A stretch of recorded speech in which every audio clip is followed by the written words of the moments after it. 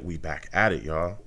You know what I'm saying? I hope everyone's having a good day. I hope everyone enjoyed their Memorial Day and had a blast. You know what I'm saying? Had a good time. Hope everybody spent good times with their families and enjoyed themselves. So, it's time to talk these Jets. We got a lot to talk about, a lot to discuss. We'll be talking about wide receivers. We'll be breaking down that position group. We're going to talk about veterans on the team. The Jets also made a really solid signing today. So we got a lot to talk about, a lot to get into, and we're going to discuss. So, again, 515-602-9639, 515-602-9639. Call in, you know what I'm saying? We are talking Jets. We're talking everything that we got going on. I mean, we're speaking all about it, folks. So call in, 515-602-9639. Lines are going to be hot tonight, man. We got a lot to discuss. We're breaking it all down, man. We breaking it all down. We're going to talk about all of it, every single piece, man. Got so much to discuss. Weapons for Zach Wilson, you know what I'm saying? The wide receiver position. A lot of moves have been made, but, I know a lot of people that have questions. Are the Jets better? Is their wide receiver core better? What kind of position are they in right now? So we got quite a bit to discuss, man. Quite a bit going on. So we're going to get into it, man. We're going to absolutely get into it. 1 second, folks. Let me make sure that I share the show so that everybody can see it here. 1 second. Make sure that this is going how it should be going here. Okay. Boom. Boom, boom, boom. All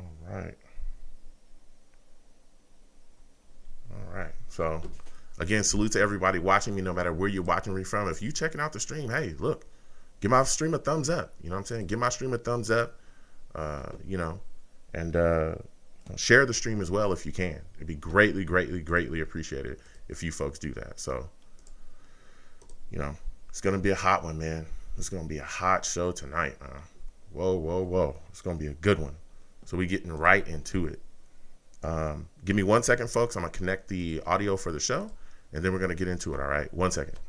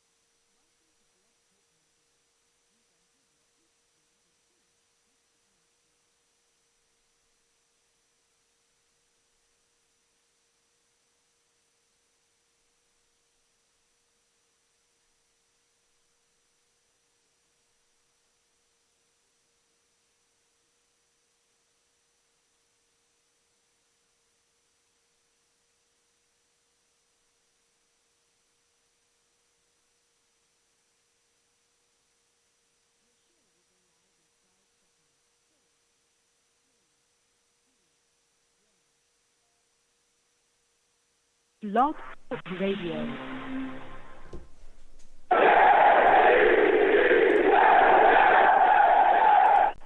What's going on, folks? It's your boy Long Beach Joe, and we are back at it, okay? We're back at it, and we are talking Jets today. So much to discuss. The New York Jets have made a signing. Also, we're gonna break down this wide receiver core, man, and just talk about, are the Jets better at wide receiver? Do we have what everyone, is hoping that we would have going into the offseason? Are we happy with what we have? Does Zach Wilson have enough weapons to truly succeed as the New York Jets' new quarterback? So we got a lot to discuss. We're going to get right into it. But before we get into it, listen. I'm the man of the people. I'm here for the people. Let me shamelessly promote my Facebook page. Everyone go on Facebook, search The Long Beach Joe Show. Like that page. My content's up there. Go ahead and give it a listen. Message me. I'll message you right back. I love going back and forth with folks about this football team. Also, leave me some feedback. I love hearing about what you folks think I do here on The Long Beach Joe Show. So without further ado, folks, let's go ahead and get into the show. I am fired up, okay? I'm also on iTunes as well at The Long Beach Joe Show. Salutes to everybody that, Subscribe to me on there. If you haven't subscribed to me on there, please go subscribe to your boy on iTunes. Also, leave me some ratings, man. I need some 5-star ratings. Leave me some comments. Salute to everybody that does that. I check those out. I really love hearing feedback that way as well. Got a lot of really great ratings. Salute to Mr. Magix. Hit me with a lot of great ratings. So please go on iTunes, subscribe there, and leave me a rating and let me know how you feel about the show. I'm also on Blog Talk Radio as well. Blog Talk Radio, The Long Beach Joe Show. Go over there. You can follow me on Blog Talk, and listen to my show over there as well.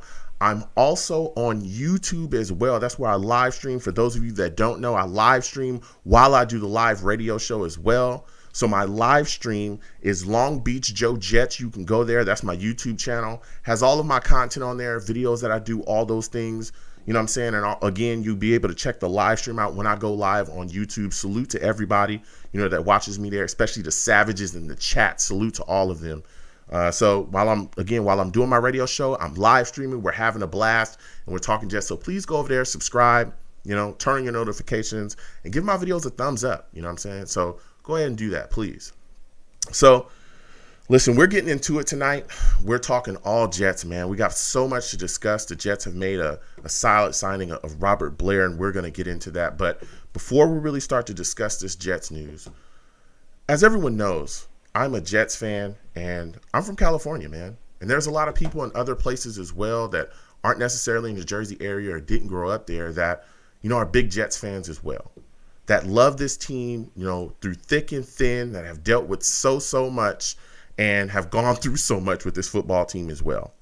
And so tonight we're going to have a man on that runs a fan club in Tucson. His name is Rich Machoro. Rich, I want to thank you for coming on tonight. How are you doing, my man? Doing great, Joe. How you doing, man? Thanks again for having me on, man. Good to talk to you. It's always fun. Absolutely, man. Thank you again for coming on, man. It's always great to speak with you. Now, you're out there in Tucson doing your thing, man. You guys got a great group out there. You put on great events and do things. Can you please tell me what made you a fan of the New York Jets? What made me a fan? It's pretty much runs in the family, man. I just followed suit with my dad and my two brothers. Mm-hmm. And, every Sunday morning, man, we were spoiled having the Jet games on. And whether it was NBC or whatever they were on back then, that's all it was, man. Jets. And I don't know if I had a choice, man. I think it was just, you're a Jet fan. It was Jets or nothing, huh? That's how it worked in your house. Oh, yeah. You know it. Yeah. I hear it, Rich. There's a lot of people that say the exact same thing. They look at the situation and go, hey, look, I was going to be a Jets fan, and that was the end of discussion. My family was not going to have it any other way, and that's just how things worked out. Oh, yeah. So, hey, but the point is, the point is you in green now, and that's what you love, and we're having a great time. Now, Rich, you talked about you being a Jets fan. Your family was instrumental in that, but how did your fan club come about, man? Well, our fan club really came about when we first moved out here way back in '92. Mm-hmm. We were so spoiled with them being on local TV back east. We came out here and we had nothing, man. It was at the time, I think it was always the Cardinals were on. You had the Cowboys, you had the Raiders. So basically, my brother and I, we just decided to go look for a place to watch the game, and we kind of just did a bunch of bar hopping, looking for other fans. The two of us, we wound up meeting our buddy Adam, and then the three of us, again, we just kept going to different bars, looking for different fans. Little by little, we collected a few along the way, mm-hmm.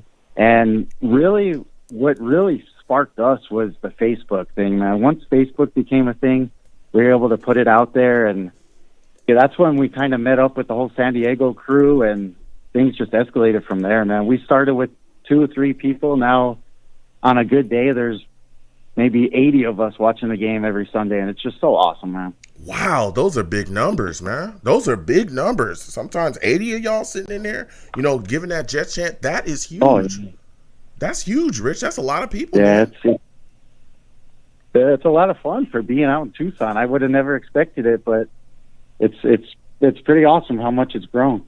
Yeah. Now, when you talk about, meeting up and how you guys put the club together, can you tell people where they can come, just in case they're in your area? How can they come out and hang out with you? Where do you folks actually sit down? What is the establishment that you guys collect at and have fun and watch these games? Well, we're out at, it's called Putney's Pit Stop, and the address is 6090 North Oracle Road. It's right on the corner of Oracle and Rudisill. We pretty much have the whole entire outside patio to ourselves on game days, whether it's Sundays, Thursday nights, whatever. We're there, rain or shine, we're outside doing our thing, man. That's huge, man. That's salute to you again, Rich. But when you look at this situation, man, you're out there in Tucson. I know it's tough because that is Arizona Cardinals country. I was out there for a game.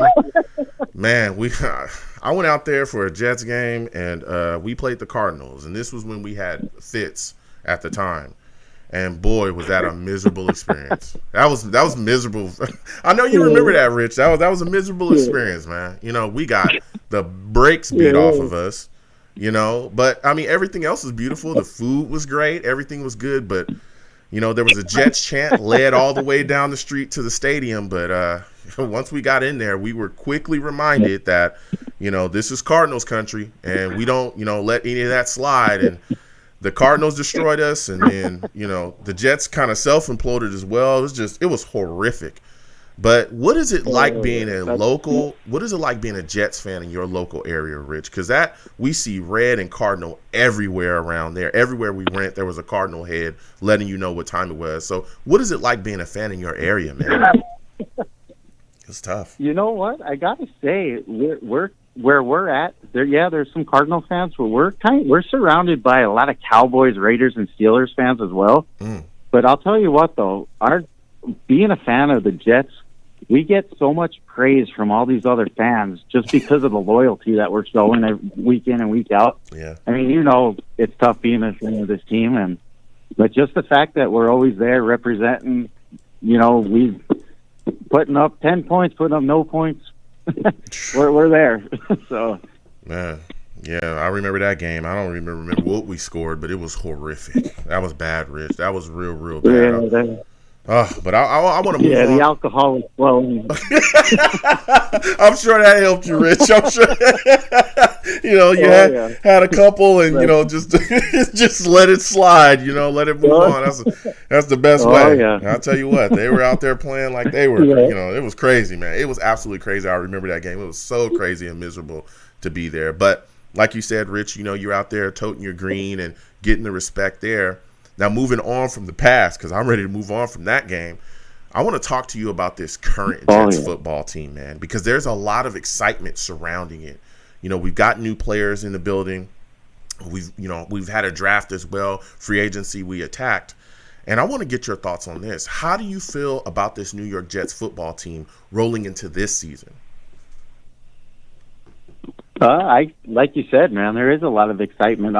I got to admit, I'm very excited about our quarterback. I want to see what he can do. But before I want to ask you a question, actually, about the draft. How are you – what are your thoughts on us not getting Trevor Lawrence? Your thoughts on how a lot of people wanted us to tank, a lot of people wanted us to lose just so we can get him? I caught a lot of slack for wanting to win last year. And I think if you're a fan of this team, I didn't want to lose. I wanted to win. I don't care if we had 1 win, 2 wins. If it cost us Trevor Lawrence, I really don't care, because if you're a true fan of this team, you know what? You want to see a team win. You don't want to see them lose. Yeah. So I just wanted to get your thoughts on that. This is a great question, Rich. Let me tell you, you were not the only one getting flack, my man. I was as well. I was one of the only people, only Jets fans that was out there that was like, hey, look, I don't want to see the team lose every single week. I want them to go out there, put their best foot forward. If they win, wonderful. If they don't, hey, it is what it is. But I wasn't, pulling for my team to lose every single week. And my main reason was, there's other quarterbacks. If we take a quarterback, again, I was a big Sam supporter. I was a guy also saying during the year that we should keep him and try to, trade down, get more capital and build around him, because we never built around him properly, right? So I was saying that as well. Yes, well said. And I also said that, hey, even if we miss out on Trevor Lawrence, there's other guys. And, you know what I'm saying? It is what it is. We can move forward, coach up another guy behind him. And I caught flack, too. I was told I was stupid. I was told that Trevor Lawrence was the only quarterback in the draft that mattered. You remember that, Rich? Trevor Lawrence is the only. He's the only. Really He's the only quarterback in the draft that matters. He's the only one that's ever going to be able to do anything. Joe, you're crazy. None of these other quarterbacks are good. They're all trash. That's what I was told, right? Lo and behold, we missed out on Trevor Lawrence, because we won those games. And then out of nowhere, the Zach Wilson fire starts, and it's just raging. I'm talking raging. And then all of a sudden, Rich, everything that was told to me was all forgotten, and everybody loves Zach Wilson, and we take Zach. I had no issues passing on. Exactly. Yeah, I had no issues passing on Trevor Lawrence because, honestly, I was a big Justin Fields guy as well. Not only was I, a Sam supporter, and I wish him nothing but the best of where he's at, but I was a big Justin Fields guy. And I thought that, hey, even if we miss out on Trevor, Justin is going to be right there. Let's take him and move on. So that was my whole deal. But, I was also hit pretty bad there. With the Trevor, not, necessarily caring whether we get Trevor or not. I was bashed too there, Rich. But my question for you is, that was a great question. But how are you feeling about us now with Zach Wilson? Are you good? Do you think that he'll be able to have success early in his career here with what we have? I do. You know what? I'm always going to stay positive. And to start, with Becton and Vera Tucker on that left side, I think that's great for him. He's going to have a lot of protection. I like the receiving core. I like the Corey Davis pickup. Mims is our guy, man, going downfield. Crowder over the middle. I love it. I mean, I'm staying positive, and I'm telling you, this team's going to be good. Yeah, absolutely. So my final question before I let you go, Rich, is what are your thoughts about the coaching hire we made? Are you big on Robert Saleh? Truthfully, I really didn't know too much about him, but the more I'm reading up, the more I'm seeing about him. I like him. I like the fire that he's got. I got nothing bad to say about the guy, man. Yeah. And all I want is for him to bring us that Lombardi trophy, and everybody's going to love him. Yeah, absolutely. Listen, Rich, it's been phenomenal to speak to you. Before I let you go ahead and give everybody listening, give them all the information that you can to have them get in touch with you. Again, where your club hangs out, how to contact you folks on social media, any phone numbers, anything, any events that you folks are doing as well, so that they can get involved in them. Give them every single piece of information, man. Yeah, so we're at Putney's, 6090 North Oracle Road. We got that whole outside patio. If you want to get in touch with us on the Facebook, just look up Tucson Jets fans, and everything's going to come up. You're going to see so many events that we have posted throughout the year, not only during the season, but we do so much as a group outside in the off season. Right now we have an upcoming river trip. We're going to do that in a couple weeks, actually, and some of the San Diego guys are going to come once again. We have our kickoff party coming up. This London game that we have this year, because it's so early, we're probably going to do a whole sleepover, breakfast thing in the morning. And you know what? I got to say something else, man. In February, we are, I actually met my fiance, who was part of the San Diego Jets fan club. Okay. And we're getting married in February. And this is a New York Jets themed wedding, Joe. So, you know what? I'm giving you the official invite right now, brother. Oh, my goodness. Rich, listen, if I can make it, I will definitely be there. Rich, salutes to you, man. Salutes. Thank you for the invite. Salutes to you and congratulations on your marriage, man. Oh, my goodness. That is so special. That is so special. Listen, Rich. Lot, brother. It's always great talking with you, man. Absolutely, it is. Listen, Rich, I want to thank you for coming on tonight, man. You have a good night, my friend. You do the same, brother, and we'll celebrate very soon, all right? Absolutely. You have a good one, all right? Yeah. All right, you take care, man. All right. Listen, Rich calling in, man. Oh. I love it. I love it, man. Not only, so that was Rich Maturo of the Tucson Jets fan club. Again, you folks can get involved with them on all the ways that he listed as well. They're on Facebook too at Tucson Jets Fan Club. Please go there, and get involved with those folks. Phenomenal club. Again, I went to a game, chatted with everyone, all the good things that they have going on. Again, salute and congratulations to Rich. Getting married, meeting his wife. She's also a Jets fan as well, part of that San Diego Jets club. Just salute to everything he's got going on. So again, if you're in the Tucson, Arizona area and you love green or you're just big about football, please go over there and get involved with everything they're doing in Tucson with that Tucson Jets club. So now with that said and done, we're going to move forward and we're going to discuss this football team, man. We're going to discuss everything that the New York Jets have coming on. We're going to talk about all the things that they have happening right now as far as the wide receiver position. You look at this situation here, man, and boy, oh boy, we've gotten ourselves some talent. Some people have questions. Some people, are still wondering, do we have an actual number one wideout?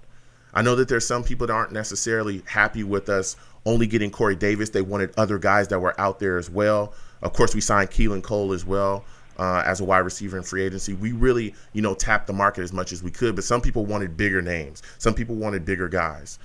Some people look at Corey Davis and question, whether he can come here and really fill in that number one role. And a lot of people are saying, hey, he's never had 1,000 yards in his career. He's never had 1,000 yards in one season. He's never done that. That's a big question. Some people look at him and say, hey, even though he hasn't necessarily had that there, at the former team that he was at with the Titans, guess what? He can come here and he can do that. He'll be our number one weapon. We have a young quarterback that he can, that can go to him often. He's also a great run blocker as well. That's a big part of his game too, which really helps us because the running game, I think, is going to be instrumental for us this season. So a lot of people are happy about that too. And there's a lot of questions from some people about whether he can carry the load. Then you look at the other wide receivers we have. Mims, I think, is going to be, have an improved year. He's a kid that's coming in that we saw be used last season. Some people were saying that he was misused.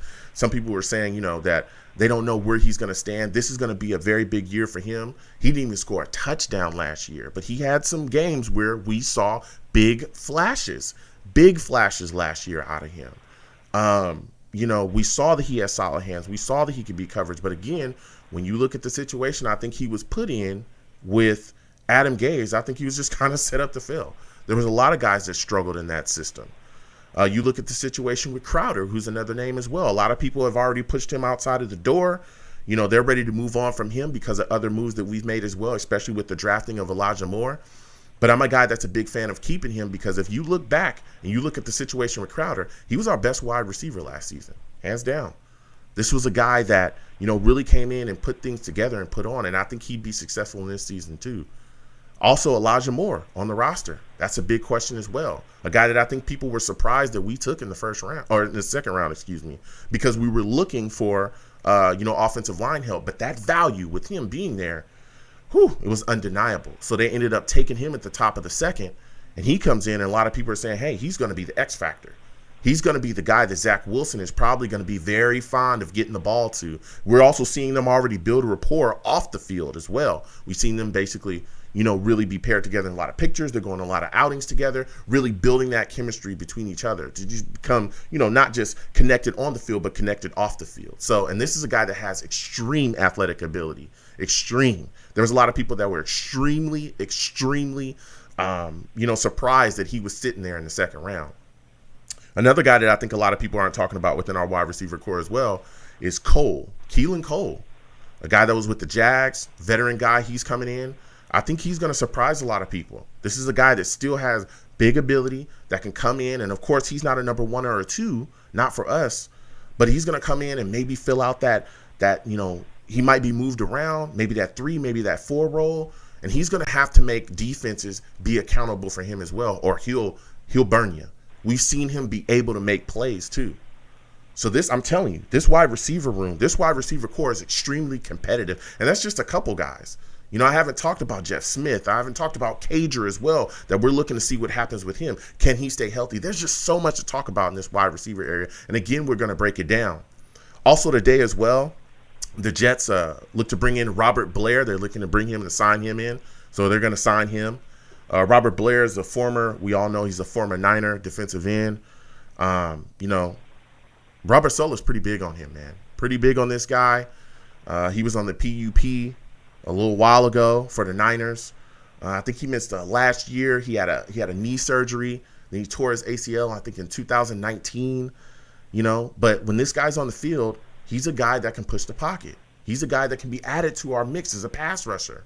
Another guy that's going to be in that fold. Another guy that we can move around within that, rotation that's going to be able to come in and get after guys. So I'm excited to hear about him as well. The depth is there. I want to talk to you folks about that too.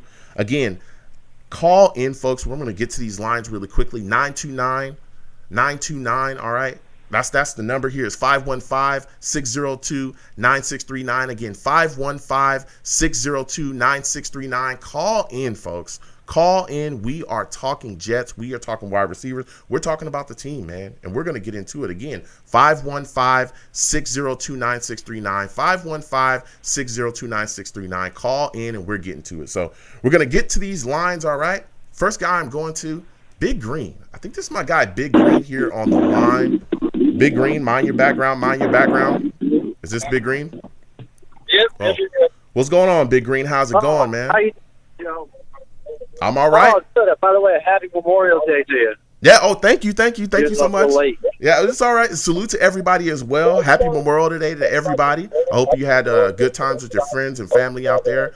But listen, Big Green, I want to get into it, man. When you look at this situation and our wide receiver core, do you think we'll have a wide receiver break 1,000 yards this year? No, I don't think we'll have a wide receiver make 1,000 yards, but I think it's going to be more like he's just going to diversify. He's going to put the ball all over the place. What we wish Sam Darnold did, but he's going to spread it out, and we're not going to have a 1,000-yard rusher either. Wow. I believe Ty Johnson and Michael Carter will be the leading backs. Okay. So when you look at this situation here, when you're saying not a 1,000-yard receiver, what receiver within this receiving core do you think will have the most yards and why? Mims. Denzel Mims. I really like his speed. He's going to get underneath that ball, Zach Wilson, and he can contort his body in order to make it like any catch. So I'm really excited to see with him. I actually think he might make the Pro Bowl this year. Wow. Wow. You have big expectations from Mims. So what is your thought about Corey Davis then? I mean, what do you think he brings to the table? Because Corey Davis is the guy we actually brought in to be the number one here. Are you thinking that Corey won't be able to break things here? Oh, I think Corey's going to basically take the number one corners, draw them away from Mims until I switch it up, and then when that happens, I think Corey Davis is going to go off. So I think it's a 1-2 punch. Okay. Well, I look at this situation and I'm saying, I think that Mims is going to be exciting this year. I don't know, if he'll have 1,000-yard year. I don't know about that just yet. That's a solid jump. But, I wouldn't necessarily dislike it at all if he did. If he comes in and be extremely successful, I could see that. But I think Corey Davis is a guy that I think we're going to see a lot of balls go his way this year. Quite a bit, man, especially with him being a big-time target there. And, again, I know you're really high on Mims, but I'm really looking to see what Corey Davis can bring to the table as well. Now, my final question before I let you go is, what are your thoughts about what people say about Corey Davis's blocking ability in the running game? How do you feel that brings a different kind of skill set to our team as far as offense? Oh, well, that's how we had all those big games back when we went to the AFC title game. Like, our receivers were able to block. It's going to open up things big time. Like, we're going to have a very exciting year, and then next year it's going to be even better. Yeah. But I got to get going. There's a policeman ahead of me, so have a good one. All right, you have a good one. Listen, Big Green calling in, giving his take before he gets on the go. He's got to be careful out there, everybody listening, driving. Again, I want to thank everybody for calling in, but be careful. But listen, this wide receiver core, there's a lot of competition to be had there. There absolutely is. And there's a lot of depth now. And things have changed. Last year, we struggled quite a bit, especially with injuries, too. Our wide receiver core was all over the place. We had a lot of problems keeping guys healthy. And then when we finally got them healthy, there was a lot of questions as far as talent, Rashad Perryman, and all the issues that we had. We had Hogan on the field at one point. And the reason why I want to talk about, again, this wide receiver core tonight is because the last wide receiver that the New York Jets had that had 1,000 yards in a season, it was Brandon Marshall. That was 2015. That's a long-ass time ago, man. That was a long-ass time ago, all right? That was a long time ago, okay? I mean, we haven't had anybody be able to step into that role and really be kind of a go-to guy for us and provide our quarterback with something that, is a consistent weapon. We've had really bad offenses since then as well. So we'll see what's going to happen, man. We'll continue with these lines. Again, 515-602-9639, 515-602-9639. Call in. I want to talk to everyone tonight about the New York Jets and everything that they got going. Next, I'm coming to 848. I think this is my guy, Anthony. I'm coming to my guy, Anthony, right now. Anthony, salutes to you. I want to thank you for calling in tonight. Anthony, give me your thoughts. Who do you think has the most catches in our wide receiver group this year? What's up, Joe? Hope you're doing well. So obviously this is a really talented wide receiver group.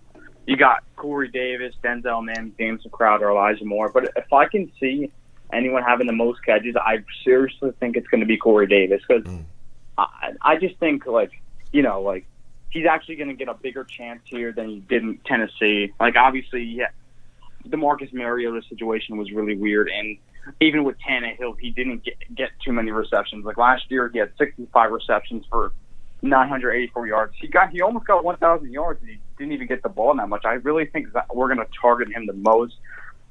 This is a guy I really liked coming out of free agency. I had a feeling the Jets were going to sign a guy. This just makes sense. I really like his game. Like you said, he's good at blocking. And the good thing is we're going to pair him up with Mims at blocking. And I just think we're going to target him a lot this year. I just have a really gut feeling we're just going to see him get the most targets this season. Yeah. And you touched on his run blocking, man. What do you think that brings to this offense, and how do you think it benefits the New York Jets coming into this season with, all the things that we have going into the running game? I think it's really going to help, man. He's going to be able to give guys enough room to run. This guy's like Corey Davis. He's a big guy, dude. 6'3". I think he can give us. Everybody knows how good he is at blocking. And the thing is, you're pairing up with Mims, man. I think that's really, really good, man. Two big guys. I think it's really going to help us out a lot. Yeah. Yeah, and that's a great take, Anthony. You brought up Mims. That's where I was going to go with you next. We got my guy, James Morgan. He going off. James Morgan says he's a future Hall of Famer in this league. He's going off in the chat. Salute to everybody in the chat. We got James Morgan in the house. This is a certified star. He's ready to go, all right? He's absolutely ready to go this year. Let's go, James. Yeah. James in the chat letting us know, but you brought up Mims, man, and a lot of people have big expectations for him this year. Do you think that Mims will be healthy? Do you think he'll be healthy this full season? Because last year he had an issue there. Could you see him being healthy this full year? Definitely, man. It's just I know we're really hoping he could stay healthy this year, man. This is his second year. I know I'm not really going to judge him his first. I know he was hurt, dude, but other than that, man, I'm not really going to judge him, dude. He was in an Adam Gates offense, dude. I really want to see what he can do in this LaFleur offense. I think he's going to be way more involved. I think we're going to give him so many more touches. I got big expectations for this year, and I really, really hope he stays healthy this season. Yeah. How many TDs do you think he catches? Because he didn't have any last year. How many TDs? How many times do you think he gets in the end zone receiving this year? I can see it being 5 to 6 touchdowns. I really can possibly see that, man. Mm-hmm. It really depends on. This is about every wide receiver. It's not just men. It's about every wide receiver. We have to see how Zach Wilson's going to play, how much targets each of these guys are going to get, man. But if Zach Wilson is throwing the ball to Mims most of the time, dude, I think he can get into the 5 to 6 touchdown range. Yeah. Now there's another guy that we drafted as well. This guy, Elijah Moore. A lot of people are over the moon about him and what he'll bring to the table. What do you think his role is going to be within this offense, man? Listen, man, I really want him to start, dude, but I know Crowder's still there, and Crowder might be a little upset that he's still on this team. Mm-hmm. We drafted a slot with wide receiver just like Crowder. So maybe Crowder already knows that his time in New York might be coming to an end really, really soon. So you're ready to move on from Crowder? If I'm the Jets, I would try to listen to me. I just really just want to see Elijah Moore just get way more. I just want him to get more snaps than Crowder. Like, I don't think Crowder's going to be here that much longer. I think maybe he'll last another year here. But I just you want to see him and Zach Wilson grow with each other, man. These are two talented players, dude. Like, I really just want to see this chemistry because you can tell already they're building chemistry. They're going out to dinner and stuff like that. I feel like they're trying to do their best to build their chemistry together. So yeah. Look, I hear you there, man. So my final question, and again, you're bringing the fire, Anthony. You're bringing the absolute fire so far. What are your thoughts about Robert Blair and the signing? What do you think he brings to the table for the New York Jets defense?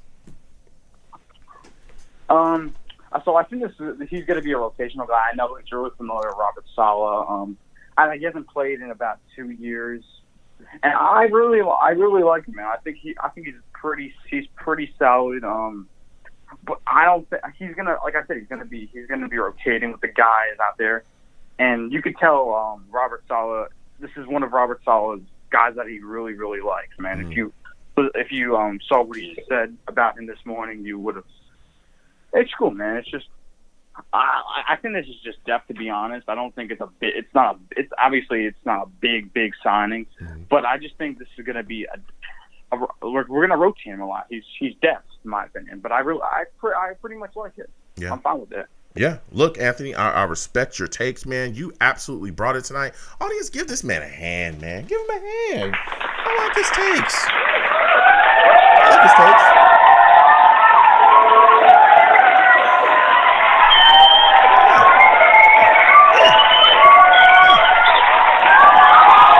His takes and what he brought to the table. Listen, Anthony, again, I want to thank you for calling in. We're going to continue on with these lines. They are hot. 515-602-9639. 515-602-9639. Call in. We're taking all callers. We're getting to these lines.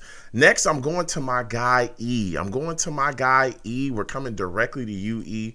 First off, I want to thank you for calling in tonight, E. E, listen, give me your thoughts on Denzel Mims, man. How many catches do you think he has this year? Joe, what's going on, man? Hope you're doing well. So before I say that, I got to respond to this. You have James Morgan up in your chat. I have a YouTube channel too, and he's always flooding my comment section, asking me to react to his highlights. So I guess I got to do that sometimes. So shout out to you, James Morgan. I don't even talk football on my channel, but hey, man, shout out to James Morgan. I guess I'll have to react to some highlights. But yeah, getting to the Mims. I mean, I'm not necessarily a stats guy. Like I'm awful with football stats, but I do think Mims will lead the team in receptions this year. I think he has legit shot to be a 1,000-yard receiver this year. He excels really well with back shoulder passes, and Zach Wilson does that really well. In the Charger game towards the end, he was making some really impressive catches. He played really well with Flacco last year, just because Flacco's, Mims is kind of more of a downfield kind of threat, and Flacco was a better downfield passer last year. So I think that's definitely one of Wilson's big strengths. So, yeah, I think Mims will be the leading receiver on this team, probably the best receiver on this team. Oh. That's not no disrespect to Corey Davis, Crowder, or more, but I think Mims is going to have a huge breakout season this year. So when you're saying that, then what exactly do you think is going to happen with Corey Davis? Do you think he's going to be our main red zone target, or where exactly do you put him? Like, how many yards do you think he'll have this season then? I think, I think he'll come in clutch in the red zone. I think he'll have more touchdown receptions than Mims. I think, what's good about Corey Davis, too, is he's probably going to go up against the number one corner on the opposing team more times than not. So, that opens up, opportunities for Mims to make plays against the other corner and stuff like that. Even if he's not getting targeted or catching the ball, he's still being productive, which that's great about having, a lot of teams that just, you say get one good wide receiver and then you're good. Well, then, they get doubled up and the other guys are useless. Like, how far can that get you? Yeah. So I think having the depth that we have at the receiver position this year, so I think Corey Davis could be around like an 800-yard receiver. Like there's a lot of, there's a lot of targets, which is crazy from last year. I mean, we had Chris Hogan going out there who's freaking playing lacrosse now. And there's always random guys. And like Jeff Smith, who actually had a pretty good game against Denver one game, but like who else? Josh Malone and who knows? Yeah. Lawrence Frazier. So I mean, we actually have legitimate talent, and like also like the depth that I received this year is ridiculous. I mean, Crowder / Moore are 4 with Keelan Cole as a 5. Yeah. I mean, after reports came out from OTAs the other day of like Zach throwing some sweet passes to Keelan Cole, you're like, oh shoot, I forgot we have him too. Mm-hmm. And like, you know, injuries are going to happen. It's football, especially at the receiver position. You know, you're going to get hit a bunch, and there's going to be injuries. It sucks to say it, but it's going to happen. Yeah. You know, probably a lot less more now with the new medical staff, and then Gase also has a big history with injuries. Whether it's a coincidence or something he does, it's true. His teams always get hurt. Yeah. So having that depth, it's great. Yeah. Yeah, and I mean, you're bringing a fire, like you said as well. Having that depth, especially in NFL, because like you said, injuries happen. And if you look at a lot of the top offenses in this league, from the Saints to, you know, the Chiefs, so on and so forth, they have depth. So when things go bad or things go wrong, guess what? They can continue forward. Of course, they're not going to be as great as they are, you know, with their normal starters, but they'll still be able to be productive. They won't fall off of a cliff like we've seen the New York Jets happen in the past with them offensively. If one guy goes down or other guy goes down, all of a sudden we can't do anything. That's not what's going to happen, because, again, we have so many guys now. So now my question for you now, E, is, do you think that this is the year that we will have a wide receiver break 1,000 yards for us? I think it's a very strong possibility, and I think that guy would be Denzel Mims. I mean, was it been 6 years at this point since Marshall? Yeah, man, it's been a long time. The thing is, yeah, it's crazy. The only reason that, like, I wouldn't, yards aren't necessarily makes a receiver good or not, because there's a lot of targets to go around. Don't forget, they're probably going to run the ball quite a bit too. I mean, in San Francisco, they put a big emphasis on the running game, especially this year with a younger quarterback. And, you got other targets too, like, Elijah Moore, Crowder, Herndon, your guy. Yeah. So, having that number one guy, the term number one receiver, I think, gets thrown out around a little too much. You don't necessarily need one guy who does literally everything. Like, that's great to have, obviously, but having a bunch of guys who can do, have good skill sets and as well, maybe aren't number one receivers, like some of the best offenses. Hell, the Rams, I don't know if they have a number one receiver. They have 2 really good receivers. I don't know if you consider them number one receivers. And that's kind of like what we're doing here. We're going to spread the football around, and I'm really looking forward to it. Yeah. Look, I hear you, man. I'm looking forward to us spreading the ball around, like you said as well, because we have so many guys with ability. You know what I'm saying? And that's what I'm excited about as well. Now, listen, I want you to give me the wide receiver that you feel like is being talked about the least, but can definitely have a big-time impact coming into next season. Yeah, Jameson Crowder. People forget this guy exists. Oh, let's cut him. No. Okay. Jameson Crowder's great. Okay. I mean, he's great as a great security blanket.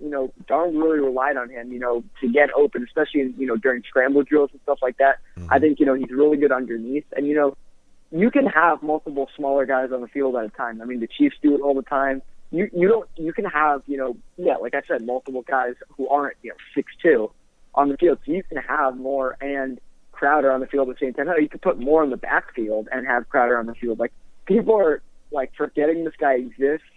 I get it. Yeah, it's going to be his last year with the Jets, most likely. Mm-hmm. But he's still a great player. Seriously, man.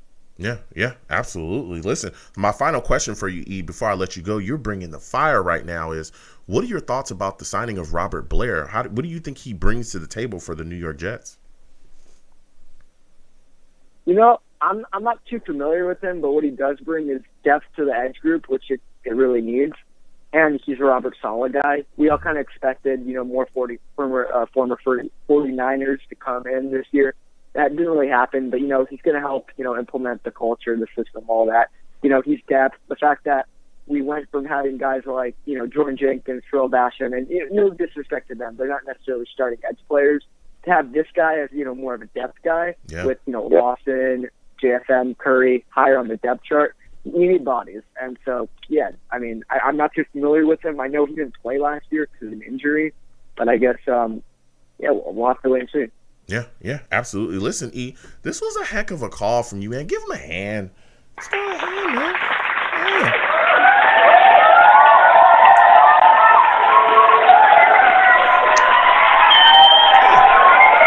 Give E a hand, man. Give him a hand. This was a very solid call from you, E. You really called in with some hot takes, man.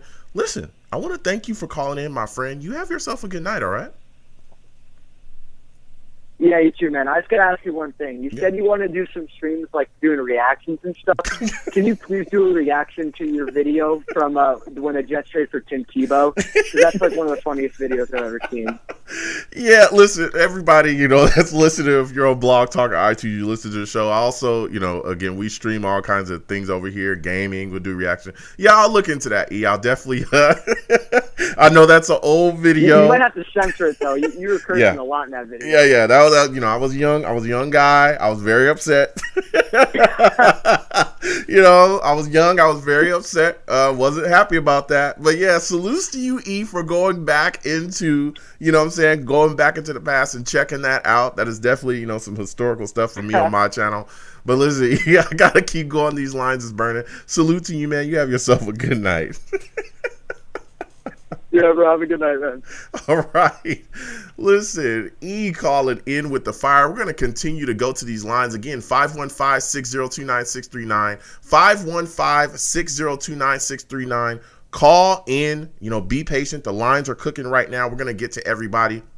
Next, I'm going to my guy, 845. I'm coming directly to you. I want you to give me your thoughts on this New York Jets wide receiver core, and do you think we'll finally have a wide receiver break 1,000 yards for this season? What's up, Joe? Pleasure to be on the show.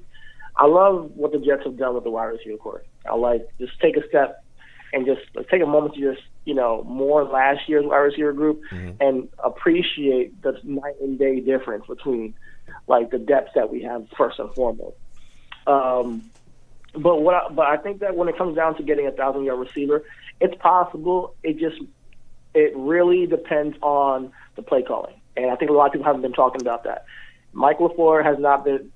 He's the first-time play caller this year, and so we'll see how he does. We know what there was a big problem with Adam Gase last year with play calling. I do believe there will be improvement because of the system we're running, and come on, it's Adam Gase, so Mike LaFleur should be tons better, especially with the Shanahan system. However, when it comes to a 1,000-yard receiver, it may or may not happen. If it does happen, I predict it to be Elijah Moore, though. He looks like, I think they're going to use him kind of like Calvin used Deebo Samuel back. You think he gets 1,000 yards in his first year? I think it's possible. Wow. Because I think that he's going to be the guy they use for it. He's going to be a playmaker. Okay. They're going to put the ball in his hand and just say go. So he'll be on handoffs, screens. I think that he's a guy they see as being a game breaker. I do think there's potential that he could break out in his rookie season, especially if him and Zach have that chemistry. And if the system, how they use Deebo Samuel in San Francisco, I think he's going to be the same kind of player. So it's just a matter of getting the balls in his hands and see what he can work with it. Okay. Yeah. Look, I think it's going to be tough, especially if you're talking about him coming in and having 1,000 yards. I think, to me, in my opinion, I think it's more likely for Corey Davis or Mims to have 1,000 yards. But if Elijah does, that'd be phenomenal as well. And that leads me to my next question for you. When you look at Corey Davis, this is a guy that, he's phenomenal wideout. There's a lot of people questioning if he is a legit number one, though, for us. I want you to give me your thoughts on him. And do you think he'll be our big red zone target? Yeah, definitely red zone. Him and Mims will be big red zone targets. And if Christopher Herndon pops off this year, he bounces back, he'll be a red zone target. But when it comes to Corey Davis specifically, he reminds me of when we signed Braylon Edwards, back in 2010. And if he's healthy, he can put up 1,000 yards too. If he's healthy, yeah. He plays every single game. There's no reason why Corey Davis can't be the leading receiver on this team. But it's a matter of everybody staying healthy. Obviously, we got new staff in here, so I believe there's no reason to believe anybody's going to be injured because it's just accidents happen. People will be injured, but we don't know who could be. It could be anybody. Obviously, he got injured with his shoulder. He landed on it. Mm-hmm. Hopefully, he's feeling better, and he just take the days off, come back at training camp, and hopefully he's ready to go. Obviously, we got Q. He's going to be back before the season. So injuries kind of just happen during the season, and we never know. So, but I just hope if any receiver on our team, and that's the beauty of it, we have so many talented receivers right now, that if anybody's consistently there for all 17 games, anybody has the potential to hit 1,000. Out of the top 4 guys, Crowder, Elijah Moore, Mims, and Corey Davis, any one of them has that potential, to be honest. So that's cool, comparing this wide receiver group to last year. I mean, I'm actually happy to see what happens. Yeah, absolutely. So my next question for you is, when you talked about, Corey Davis, Mims, and Elijah Moore, what are your expectations for Crowder within this offense? I know a lot of people are honestly some people are talking about already moving on from him. Some people, like myself as well, want to keep him just in case, something happens, or, I want to keep him as well just because he can definitely put some things together and really benefit us offensively. I mean, how do you feel about, him going into this season, and what are your thoughts about the expectations of what he produces during the season as well? Crowder, he's that guy, man. I really like Crowder a lot, and it's just a matter of the system, how the system fits, and I think that he's going to fit it perfectly. But he's just another, wide receiver. Right now he's just another wide receiver that can get open. I think that once we get into the swing of things of the season, we'll see how Zach meshes with the group. And obviously, I believe that there will be somebody who's his favorite target. We don't know who. It could be somebody that, we don't expect. It could be Kenny Yeboah. You never know. But it's a matter of how – it's so hard to predict these things because we have a brand-new squad, brand-new team, brand-new coach. I think definitely the play calling is going to determine, what Zach is comfortable with and what potential receivers get the touches. And because they're all supremely talented. But I definitely want to keep Crowder. Because he can do some of the same things Elijah Moore can do. So they both can be interchangeable in certain packages. So let's say, whoever starts, maybe, Crowder starts or Elijah starts, everyone gets tired, put somebody else in, and it's like they can do the same thing, kind of like, we don't lose a beat on the offense. So I think we're in a great spot to really find out what this team is made of. And I do think we have enough weapons for Zach. I do think that right now it's all on them to put it together. There's nobody on the offense that I think we need to fix this spot on our offense. I think we've addressed everything pretty much, and it's a matter of, all right, let's see what you guys can do. Yeah, that's a great take there. And my next question for you is, and my final question for you is, what veteran players on this team are currently in danger of losing their starting spots to a young player?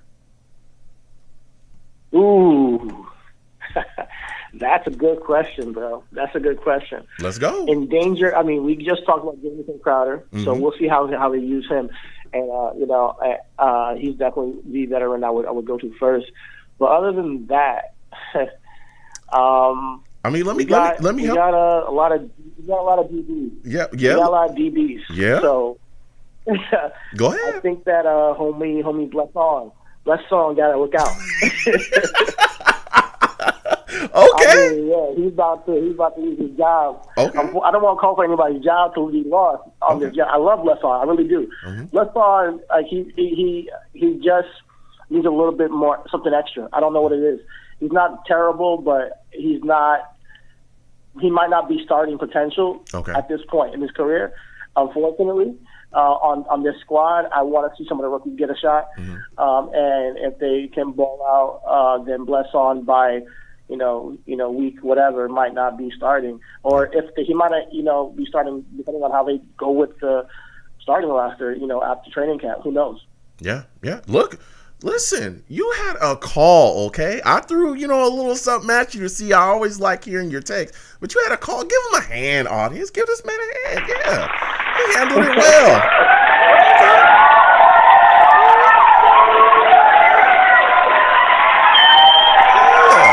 I Always a pleasure, bro. Always a pleasure, bro. Absolutely. All right. Thank you for calling in, man. Next time I have a show, I want to hear from you. You have a good night, my friend.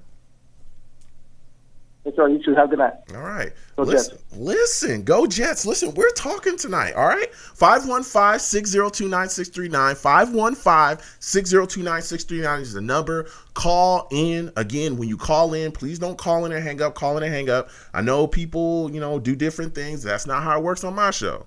When you call in, you're put in a queue. I can see you, all right? Just call in, wait your time. The lines are full tonight. They're cooking. We're going to get to everybody. We're having great discussion about the New York Jets and everything that we have going on at the wide receiver position. We're going to talk about a lot of stuff. And again, when you call in, please don't curse on my show, all right? Don't curse when you call into my show because I will get you out of here. And I'm talking fast. Fast, okay? I'll get you out of here real fast. Faster, we got Adam Gaze out here. Get your ass out of here, Gaze. Get your ass out of here. No.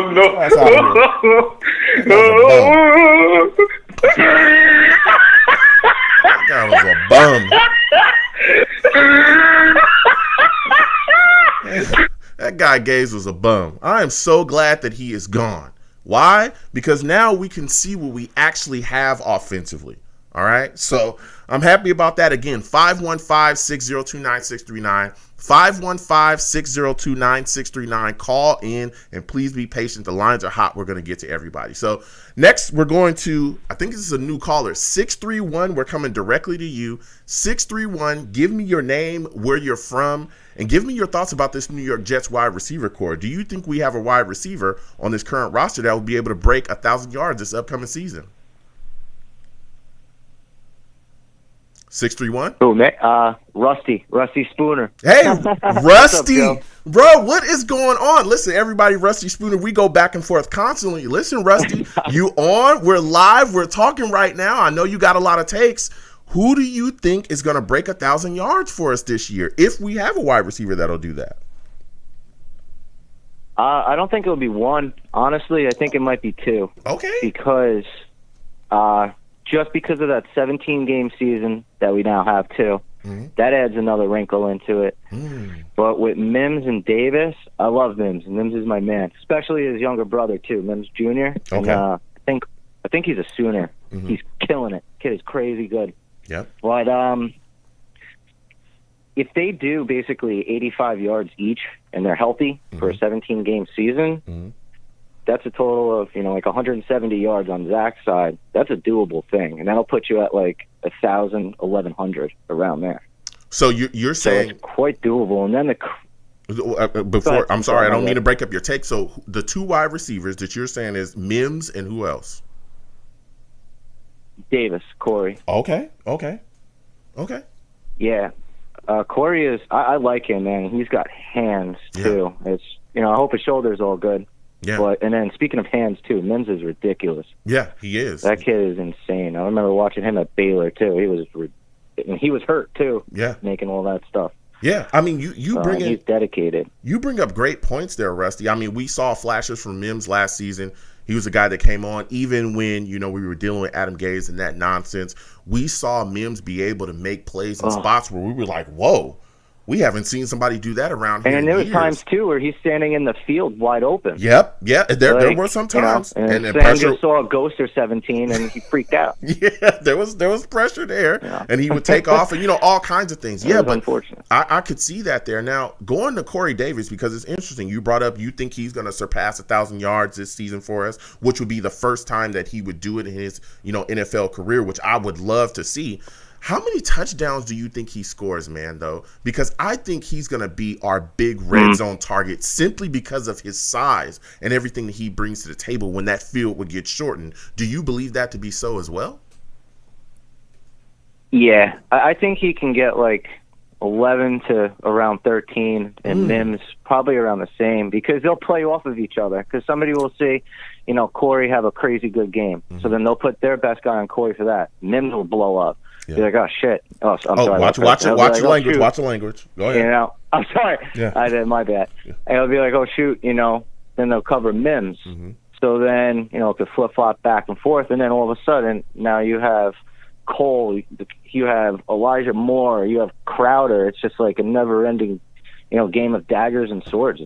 It's unbelievable. We actually went from zero depth to like oh my God, you're running around with this like huge, it's like, what do we do with it? It's Yeah. awesome. Yeah, it's a good problem to Pretty have. crazy good situation to be in. Yeah, it's a good problem to have. That's what I love as well. Because, again, we saw what we saw last season where there was just big-time issues. We couldn't get a guy, to stay healthy for a long time. There's so many guys missing. And then when we finally got him back, we were still at times being like, man, we really don't have the talent. Not only do we not have the depth, but we just don't have We were running enough. the old folks home. Exactly. We had so many guys. We had Dotson. We had guys on the first-round bus. Rashad Perryman and Dotson were supposed to be our number 1 and 2. And it was like, what? I felt my God. I felt so bad for Perriman and oh my God, and P. Ryan too. Yeah. Oh man, he's nasty too, and they just left him in the woods. Yeah, it stinks. They did. And it's just crazy too. Our running backs were insane. Yeah, it's like a plethora. Yeah, it's unbelievable. Yep, and that's Salah. Coach Salah is literally, I call him Coach Salad. That's what he's doing. He's making like a salad of everything. It's freaking crazy. It's awesome. Yeah, he is. Like, oh my God, this is what it feels like. Yep. Yeah, you're bringing the takes right now. Good, So my next JD. question for you, man, because we talked about Mims, we talked about Corey Davis and what you think they're going to bring to the table. What do you think Elijah Moore is going to fit into all of this, man? Because I think that's one of the more intriguing pieces as well. I couldn't believe we landed him. In like the world of Sharks, he's like a Mako. That kid is nasty, and when we got him at 34. That's crazy. He's fast. His route running is insane. Mm-hmm. And he's all over the place, and he's got hands, and he's a good guy. Like, he's not selfish. Yeah. He's got that good selfish, but not the, selfish to where it affects a team. Yeah. He's got that good thing. How many yards do you think he'll have in his rookie season? Who's ridiculous, too. I think he might get, honestly, because he's going to be sprinkled all over the place, and then, he's probably going to be in punts and kickoffs.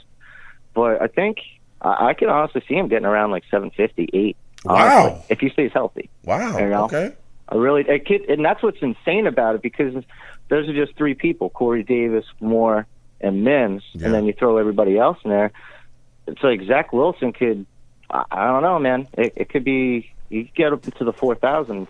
It would. It would be crazy. Yeah. It would be crazy. 4,000 yards.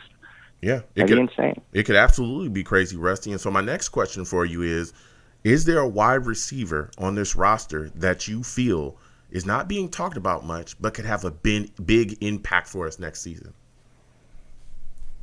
Cole's it was the kid from Jacksonville, right? Yeah, That's Keelan Cole. Coleman. Yeah, Keelan Cole. Yeah, he's underrated like crazy. Yeah, and he just goes and he's got hands and he dives for the ball too. Mm-hmm. He's got good character. Like he cares. You don't see a lot of people diving too much in the NFL these days. Yeah, but he goes and gets it, and then you throw it up, he runs underneath that thing and he's gone. Yeah, dude, I'm so telling he's you. like that streaky. Like he gets forget about on an island, and all of a sudden he's killing you. Like whoa! Now we got to account for this guy. It's going to cause the NFL some problems, and it's good for us. Yeah, it's about time. Absolutely, man. All gas, no gas, so it's great. All gas, no gas. That's what I'm talking about, man. That's what I am all about. I'm great. So glad we got rid of that guy, man. Oh, my goodness, man. Rusty bringing the fire so far. So my final question for you, Rusty, before I let you go, man, is what are your thoughts about the signing of Robert Blair, and where do you feel like he'll fit in this Jets defense?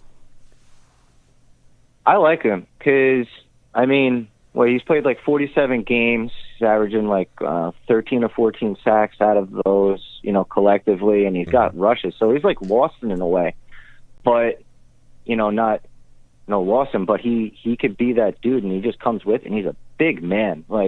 He's a monster. Yeah. He gets lost in, the shuffle of San Francisco, but he's no one to be played with, and it's good. Yeah. And that's what I love about Salah. He's bringing what I call a Raptor-style defense. It's insane. It looks like a pack of Raptors just thrown out there. To everybody else, it's chaotic, but it's like an organized kill in a sense. You know what I mean? It's freaking nuts. Yeah. About time. Yeah. Because we have the Dean of Me, Nazoldine. He's awesome. He's going to lay the wood. I like, it's crazy. It's awesome. About time. Yeah. Listen, Rusty. Loving it. You brought the fire tonight, man. You absolutely brought the fire. Audience, give him a hand, man. Get this dude a hand. I like Rusty.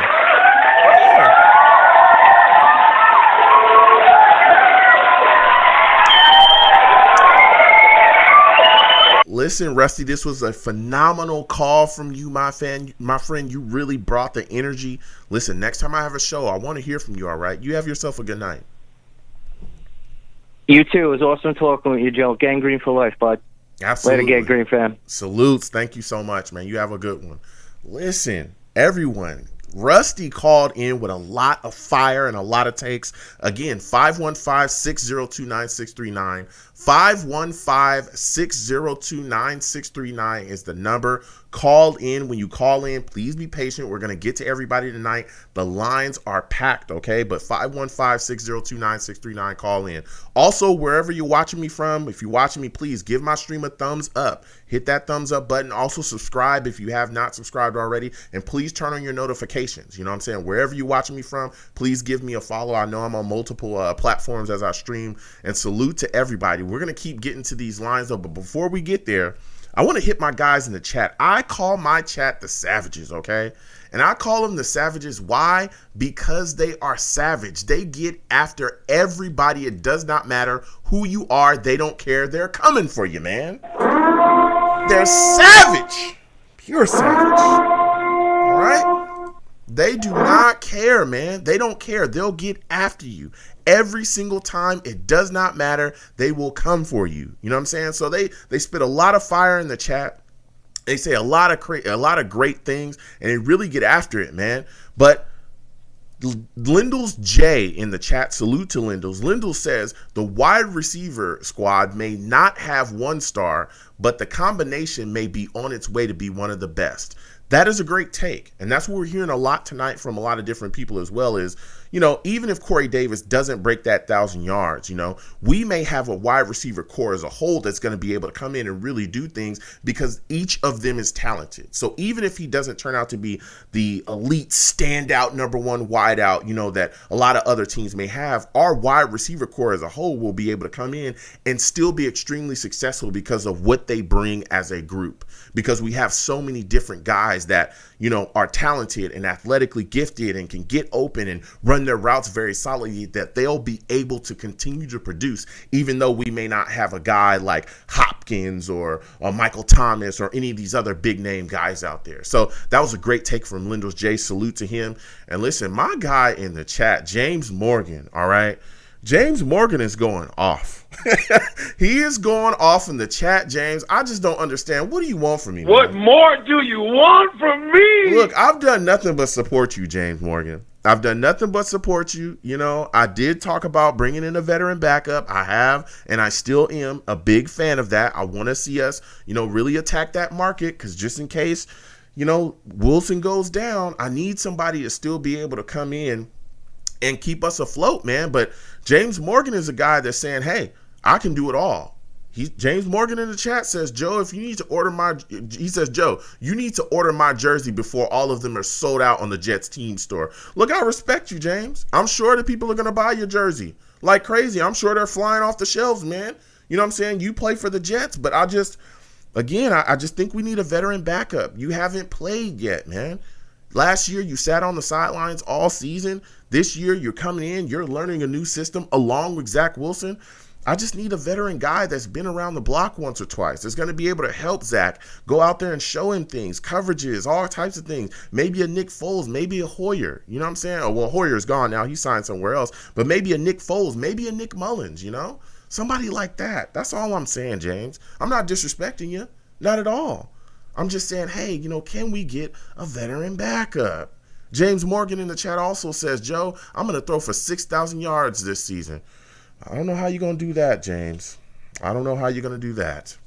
But salute and respect to you. I like your confidence, man. I truly, truly like your confidence, and I respect what you bring to the table, but I can't do it, man. I can't do it. But thank you for being in the chat, James, and we're going to continue to go back and forth with you, man. Yeah. I respect you, James. Salute. So, again, salute to all the Savages in the chat. Please keep going because I come back and forth to you folks as well. I love hearing your takes and getting your thoughts on what's going on. So we're going to continue forward. We're going to go right back to these lines, And I'm going to my guy, Angelo, man. think this is my guy, Angelo. Angelo is calling in, and he's calling in with fire. I usually get a lot of fire from him. Angelo, salutes to you. I want to thank you for calling in tonight. Angelo, I want you to give me your thoughts, man. Do you think the New York Jets have a wide receiver currently on the roster that will break 1,000 yards this upcoming season? Hey, thanks for the shout out, man. It's been a long time. Good to hear from you again. I haven't heard from you since the draft. Yeah. And, yeah, you know, I think we got, you know what? I think we got a good group of receivers. And because we have a lot of good receivers, there might not be one that cracks 1,000 yards, but they all might have 800, 600, 700. I think you're going to see the ball spread out significantly. You know, I don't know if one tops 1,000. I mean, if anything, it's going to be Corey Davis if he stays healthy. Okay. But I'll be honest, man. I'm not a big guy on Denzel Mims. I don't know, man. I have a bust feeling about him. Here's the thing. I'm not expecting much from him. Okay. But if he does produce, I will be happy. You know. But I'm kind of predicting him to stay in that number 3 receiver role. I don't know, man. I like, again, you know me. I like Claypool that went to Pittsburgh. You know, I didn't think we should have traded down. I think Mims might be. I think he's going to underwhelm a little bit. I know everybody's high on him, but we haven't seen anything. And who knows? He could probably come in this year and have another hamstring injury, man. I'm not that high on Denzel Mims, man. I don't know. What do you think? I know you guys love Mims. Huh? No. Listen, Angelo. We're all about takes over here, and I'm all about perspectives. I respect your take there. I understand what you're saying because I've talked to other fans as well that have said, you know, not only are they a little, you know, kind of not sold on him, but they also brought up the injury, just like you did as well, the hamstring injury, which he missed time last year for. And that's why I was asking people earlier, hey, do you think that this is going to be the year where he stays healthy, you know, a full season? Now, for me, I look at Mims and I say to myself, I think he is a talented guy. I think we saw flashes last year, his ability to catch the football. And I mean, there were some balls that were way, you know, out there with, you know, Sam getting pressured and him just trying to get it out. And this guy was able to make a play. I mean, his radius is off the charts, man. We saw this guy really put things together. So I think that there's some ability there, but I think that the offense kind of hampered his production. There were times last year. You're right. Yes, certain games. You remember it was like he would have a good first half, and then the second half there wouldn't be any balls going his way whatsoever. And we were all like, "What the hell is going on around here? Why don't you let this guy get the football in his hands?" The number one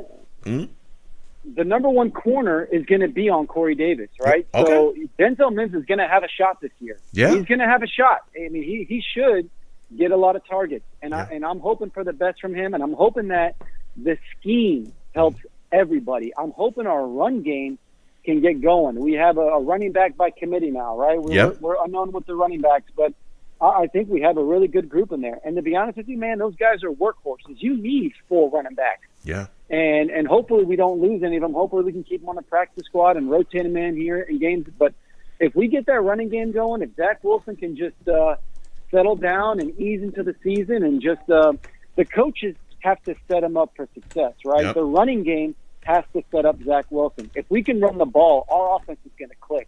Now, and dude, you see our next year's draft. I mean, we have 2 first rounds, 2 second, 2 fourth. We are going to be stacked. Yeah. And here's a question for you, because we're gonna have to start paying these guys. We're gonna have to pay Zach Wilson. We're gonna have to pay ADT. We're gonna have to, you know. So we're gonna become an expensive team here in a couple years. I would say 4 years. So the question for you is, you know, Quentin Williams. Who do we? We're gonna have to give out some big contracts. Who's the guy that we don't give the big contract to? You think it's Quentin Williams? You think he's gonna walk? Or yeah, well, here's the deal. Here's the deal with looking so far, and I understand where you're coming from, but the problem with looking so far out is that you don't know what the salary cap space is going to be, right? You also don't know, that means you don't know how much money is going to be available at that time and point, because that's years down the road, right? And then you also don't know who's gonna boom or bust by then. You don't know. So you don't know what kind of decision you might make. Okay, let's, like you just said, you just said right now, we're going to be paying Zach Wilson. What if Zach Wilson doesn't perform the way we think he does? What if, and I'm, again, knock on wood, I'm not saying this, don't tweet me saying that Joe is all over Zach. No, I'm just bringing the perspective to the table, okay? Everybody listening to me. What if Zach Wilson turns out to be Mitch Trubisky? Then what? You're not going to pay him top money, right? You're not going to pay him like he's Aaron Rodgers. You damn sure ain't going. You're going to be wanting to move on from him. So guess what? That would have a big time impact on your cap, now, wouldn't it? Because you would just be looking to get another but quarterback. in my mind, yeah, but and I understand what you're saying. But again, that's in your mind. We're going to have to give. I think. Yeah, I think Zach. We're gonna have to pay him at least $30 million if he plays well. And I think he is. I think he's gonna be on the Jets for the next 10, 15 years. I see that in him. I see his personality. I like him. I think he's good. I see him being the guy, and you're gonna have to pay him eventually $30 million plus a year at that point. Yeah, so and you I can't pay Quinn, you can't pay him. You can't, well, that's not necessarily true. You never know who's going to be on the roster, who's going to be off, especially if we move on from a guy like Mosley at that point. That's going to free up a lot of cap. It's just a lot of what ifs, a lot of factors there. You know what I'm saying? So I just want to stick to this season. That was a great question, but I want to stick to this season because we just got to look at what we got going on here. So my final question for you is, Angelo, and again, you've had a heck of a call, man, is when you look at this roster currently, what veteran player is in danger of losing their spots to a young player? Well, I think the first. I don't know if you call Michael Pirine a veteran. I think he's a veteran. Okay, go ahead. Go ahead. Look out for. He's only had 1 year. I mean, he's the guy that's got to be like, oh crap, like we got like 4 running backs in here, and I might be left out. Man, I think George Fant. Hopefully, I think Fant. You know, he played well last year, but you never know if Cam Clark can come in there and play, and then we get that guard from. That came in with Zach Wilson. We got him on the undrafted market here. Yeah. I think I like that guard. He came from. What's the guy's name? We got him. He came from BYU. The guard we got from BYU. Yeah, I know who you're talking about. I think he's going to play, and I don't know. Yeah, I don't know. I hope it's George Fant because if it's George Fant, that means Cam Clark is going to take that right tackle spot. That means the guard from BYU came in and played. So I would have to say it's for Michael Pirine, and I'd say George Fant, man. I like George Fant. Hopefully he plays well, but I don't think we can afford to pay him. And that's what I think. Yeah. Listen, Angelo, that was a great take right there. TJ Mosley, too. That was a great take right there. And like you said as well, especially along that offensive line, I look at guys like, Clark, I think is a guy that can take a young player that I think could take a veteran spot, especially like you said, at that guard spot. That right guard spot is wide open. You could also look at that tight end position. Kenny Yeboah, we just brought him in. He's a guy that can end up attacking that tight end spot. He might actually be a starter this year. You know what I'm saying? Running back, like you brought up, Pirine, look over your shoulder, my friend, because Michael Carter is on your heels. He's on your heels, baby. You know what I'm saying? Yeah. We just took that guy, and he's a guy that could end up possibly being the starter in his first year in the NFL at running back for us. So there's a lot of guys, especially, again, you go to the defense, our slot corner spot, who knows? Maybe Michael Carter II ends up being that slot corner for us and taking a spot over some of the guys that we have here that are veteran guys. So you brought up a lot of really good takes, man, a lot of really good players. So salute to you. Listen, Angelo, this was a heck of a call from you. You had a good call, my friend. I got to get back to these lines, though. Listen, I want to thank you for calling in tonight. You have yourself a good night, my friend. All right, go Jets, man. Talk to you later. Absolutely. You have a good one. Listen, Angelo calling in with the fire, okay? He called in with the fire, folks. Yeah, a lot of takes, man, and I know he talked a lot about this offensive line. I know he was talking about, I think the guy's name is Hodge. I think it's Tristan Hodge that he was speaking about. There's a lot of factors. People are talking about this offensive line and things that could happen, man.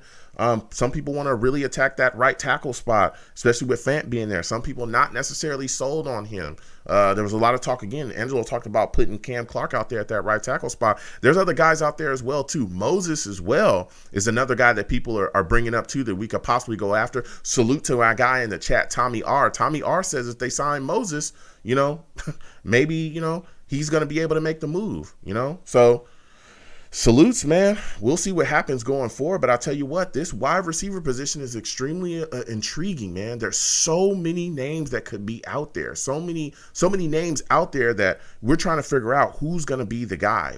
How can they produce for this offense? What can they do within the offense? I think it's going to be extremely interesting to see the battle there. Angelo just called in a second ago. He said he's not sold on Mims. He doesn't think he's necessarily a number 2. There's a lot of questions, man. A lot of people thinking the exact same. So 515-602-9639. 515-602-9639. Please call in.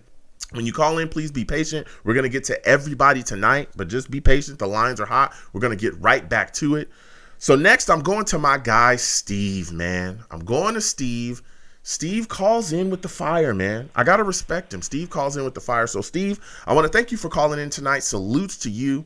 Steve, I want you to give me your thoughts on this, man. How many touchdowns do you think Corey Davis will have this season? Well, first of all, Joe, it's great to hear from you, man. It's always great to hear from you. Yeah, no, listen. I mean, I know we're only in the month of June right now, and I know everybody's all making their predictions right now. I'm hoping Corey Davis I'm going to go between 12 and 15. Okay.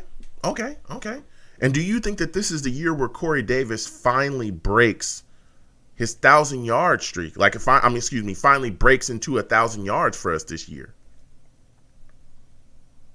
Yeah, I'm hopefully we will have a 1,000-yard receiver. I mean, hopefully we will, because the last time the Jets have ever had a 1,000-yard receiver was when we had Eric Decker and Brandon Marshall on our team. Yeah. That was the last time the Jets have ever had a 1,000-yard receiver. Yeah. But, the thing is, though, I mean, obviously now with Corey Davis being a little bit banged up, I mean, luckily his injury isn't too serious. And now the thing is, like, even if he misses the mandatory OTAs, it's okay, because after the mandatory OTAs, the Jets don't go back to practice again until training camp at the end of July. But the thing is, though, like, because now the thing is, like, this year, for the very first time since 2015 and 2016, I finally have a lot of confidence in the Jets wide receiver core, because we finally have a legit, like, a really, really good wide receiving team. I mean, listen,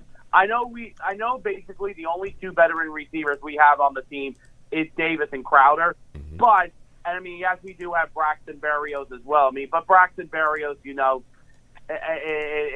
is really a nobody receiver. But the thing is, having Corey Davis as a veteran receiver is good. And the thing is, I really am hoping that this year that Denzel Mims definitely makes a step forward this year. I mean, listen, last year, unfortunately, he was hurt, and he missed half of the season. But I got to be very honest. I felt that Adam Gase last year did not really play him right. Yeah. That's why I'm really hoping that Mike LaFleur gets into a system with him. Yeah, I'm hoping that as well, and that leads me to what you were talking about. When you look at the situation with Mims, I'm hoping that Mims is able to come in, really be comfortable within the system, and get his targets, because I think that this is a guy that has extreme ability, and we saw it. We saw at times when the balls were kind of, balls that we didn't even think were catchable, and he was able to jump up and make a play. He was able to snag those and grab those and bring those down, and I thought that those were huge. And then again, we saw when he was utilized correctly and not just left out of the game plan off into the abyss, we saw him be able to make big time plays against very solid coverage. A lot of really good guys defensively that we faced up against. He was able to do his thing. So, like you said as well, I'm excited about Mims going into it, but I want you to get your thoughts about this, Steve. How do you feel about him going into this season? What do you think? How many catches do you think he'll end up having this year? And also, how many TDs do you think he'll have too? Because he had 0 last year. Yeah, no, I'm hoping Denzel Mims gets a touchdown this year. I want him to get a touchdown so bad. Mm-hmm. I mean, last year he was close at times. Joe, it's hard to make a prediction right now, but if I had to say it maybe right now, I'm hoping that he has at least over 60 to 70 catches. And if I'm looking at touchdown scenarios, I'm hoping between 9 and 12. Oh, wow. Okay. Well, I mean, the opportunity is going to be around. It's going to be there. He's definitely, I think, going to get his targets within this offense. And especially if we want to see him really take that next step forward and put his best foot forward, he's definitely going to have to get the ball in his hands. So that's some solid stuff right there, Steve. Now, moving forward, man, there's a lot of people looking at the situation with Crowder. And they're saying, hey, some people want to trade him. Some people are screaming, don't trade this guy. Keep him here. He's a guy that's extremely, important to what we're going to do this season, offensively. What do you feel about Crowder, and how do you think he's going to fit in with this offense? Do you think he ends up being the number 2, or do you think he'll end up keeping his slot role?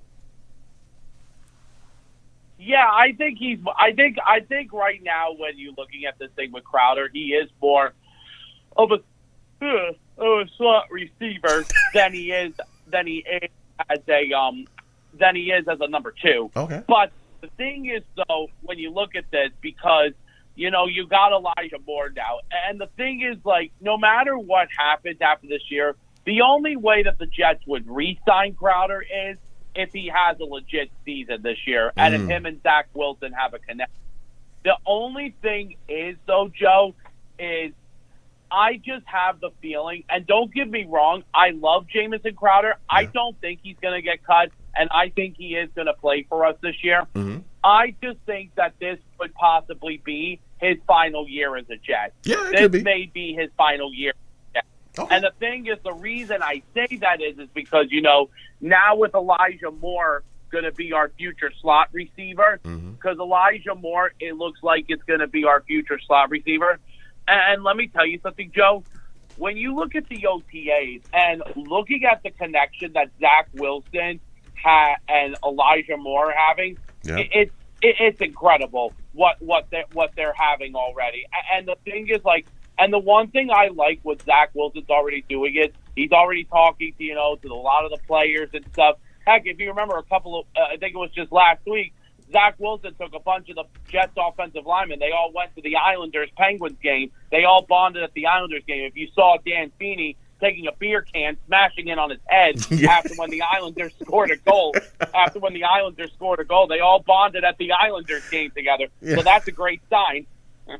Yeah, it is. It is absolutely a great sign that they're going out there and they're putting it together, man. I respect that. Like you said, Feeney smashing that can on his head. That really put him in the forefront with a lot of fans that related with that, man. They love that guy. So my final question for you, though, Steve, is when you look at this Jets offense, when you look at this situation, what wide receiver on this Jets team do you feel like is not being talked about enough but could have a big-time impact next season? No, it's definitely Crowder. Crowder has not really been spoken to. And the thing is, like, and I honestly, I could see why, because of the whole thing with Elijah Moore. Mm-hmm. But you know something, Joe? We're going to see what happens. And you know what was even great, too, Joe? Mm-hmm. Now, listen, I know you're a basketball fan. I know you're a Lakers fan. Yeah. But I'll tell you one thing. That was another great thing that happened too for the Jets too, of why people who are Jets fans that are excited. Now I know you're not a Knicks fan, and I know you hate the Knicks. I don't hate the Knicks. Here's the thing, Robert. Oh, you don't hate the Knicks? I don't hate the Knicks. I don't care about the Knicks. They're not relevant. Oh, okay. But hey, listen, Joe.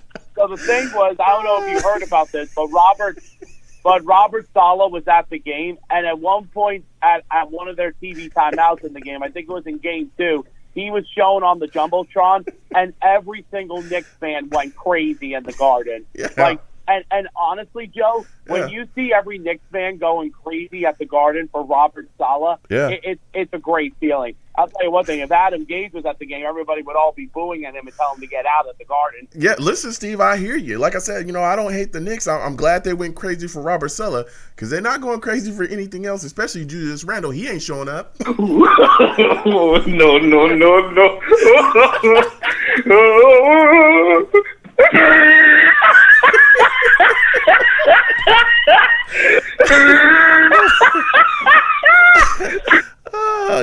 I'll just a couple shots. You know what I'm saying? Just a couple shots. You know what I mean? I respect everybody, but Julius, when you gonna do something, bro? I'm just saying.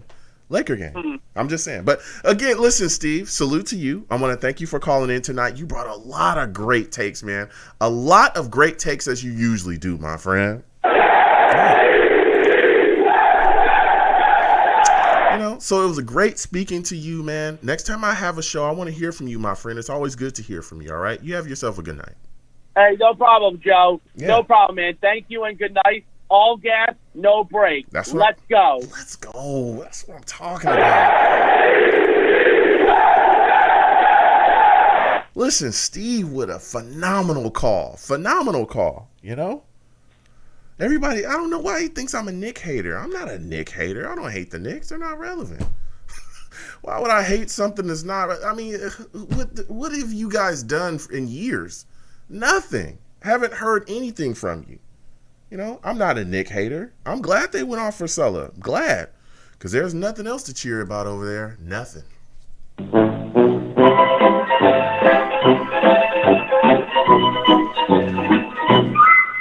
Nothing going on over there. Absolutely nothing. So salute and respect to everybody. Salute and respect to all the Knicks fans.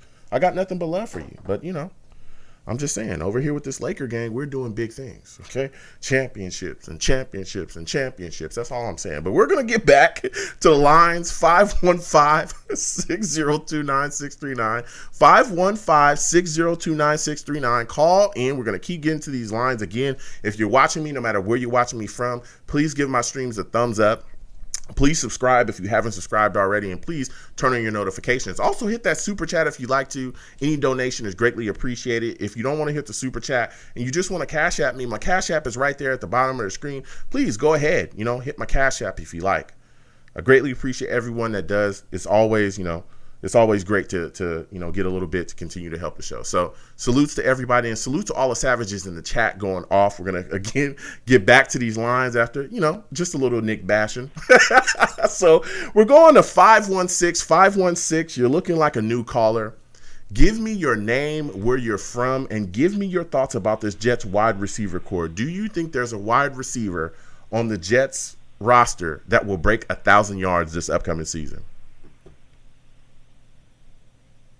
516? Is that me? Yes, that's you. 516. That's you. Can you hear me? Yes, I can. Do you? What are your thoughts about the Jets wide receiver? How's it going, my friend? How are you feeling? Give me a Jets wide receiver that you think will break 1,000 yards this season.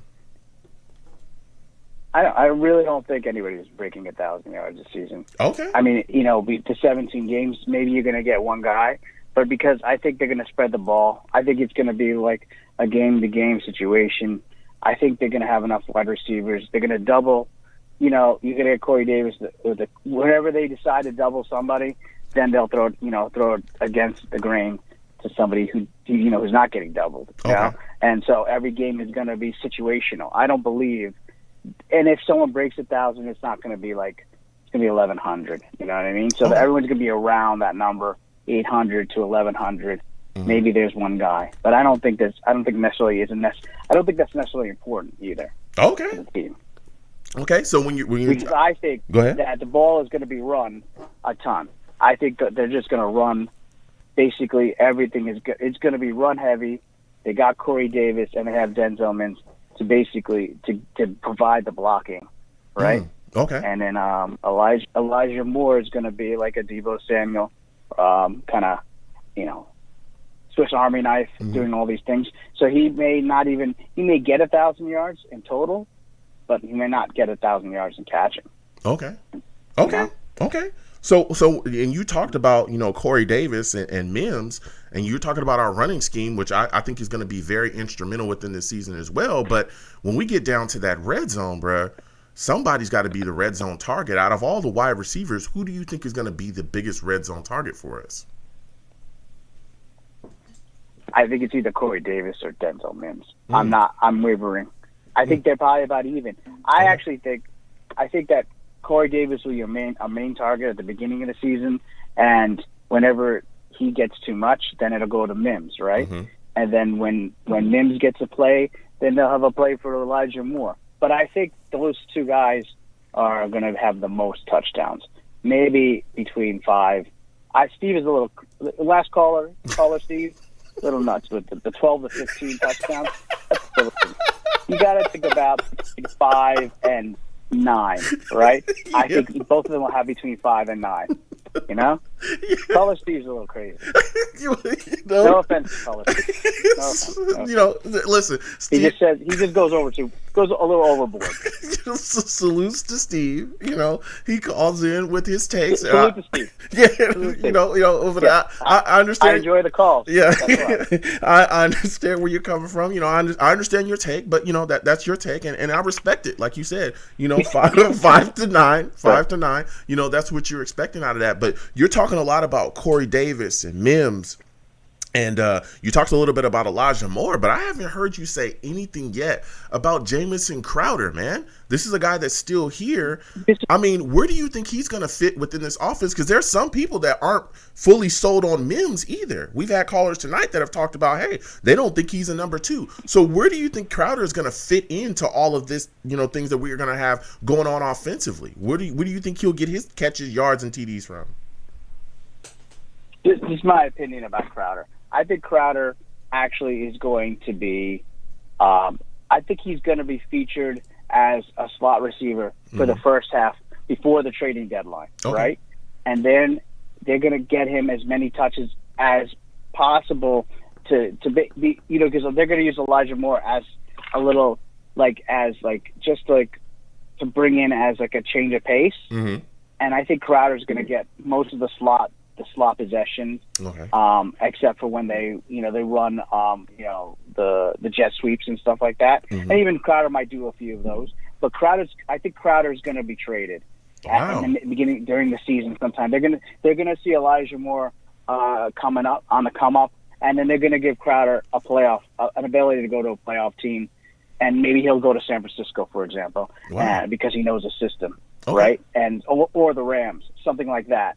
So that he has the opportunity to really get into the playoffs and to feature himself to get a better contract, because he's not going to get that contract from the Jets. Okay. What do you think we'll get back in exchange for him, though? What kind of capital do you think we'll get back if we're trading him in season? I don't think it's that important either. I think it's actually just to make how we did it for all those trades that we did last year, that JD did to get McClendon to Tampa Bay, and it's like we need it's like you Crowder, you did all this for us. We're going to get you a good situation. We'll get a 5th round pick, 4th round pick, something like that. Maybe it's even just as like a trade for something else, for another player. That help them out.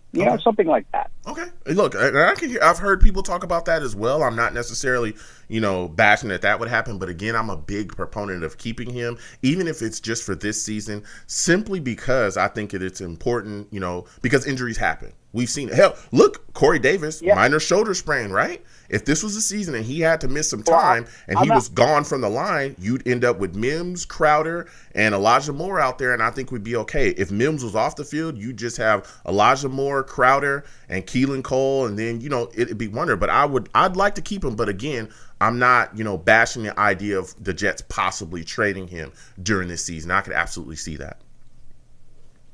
Well, I think he's necessary. Mm-hmm. He's important as a culture, for a culture guy. Yeah. He's important for Zach to get the pass for a security blanket. Yeah. He's important to help Elijah Moore find himself, and when and if I'll condition it with this: if Elijah Moore shows us something great, right? Some great stuff, like he starts.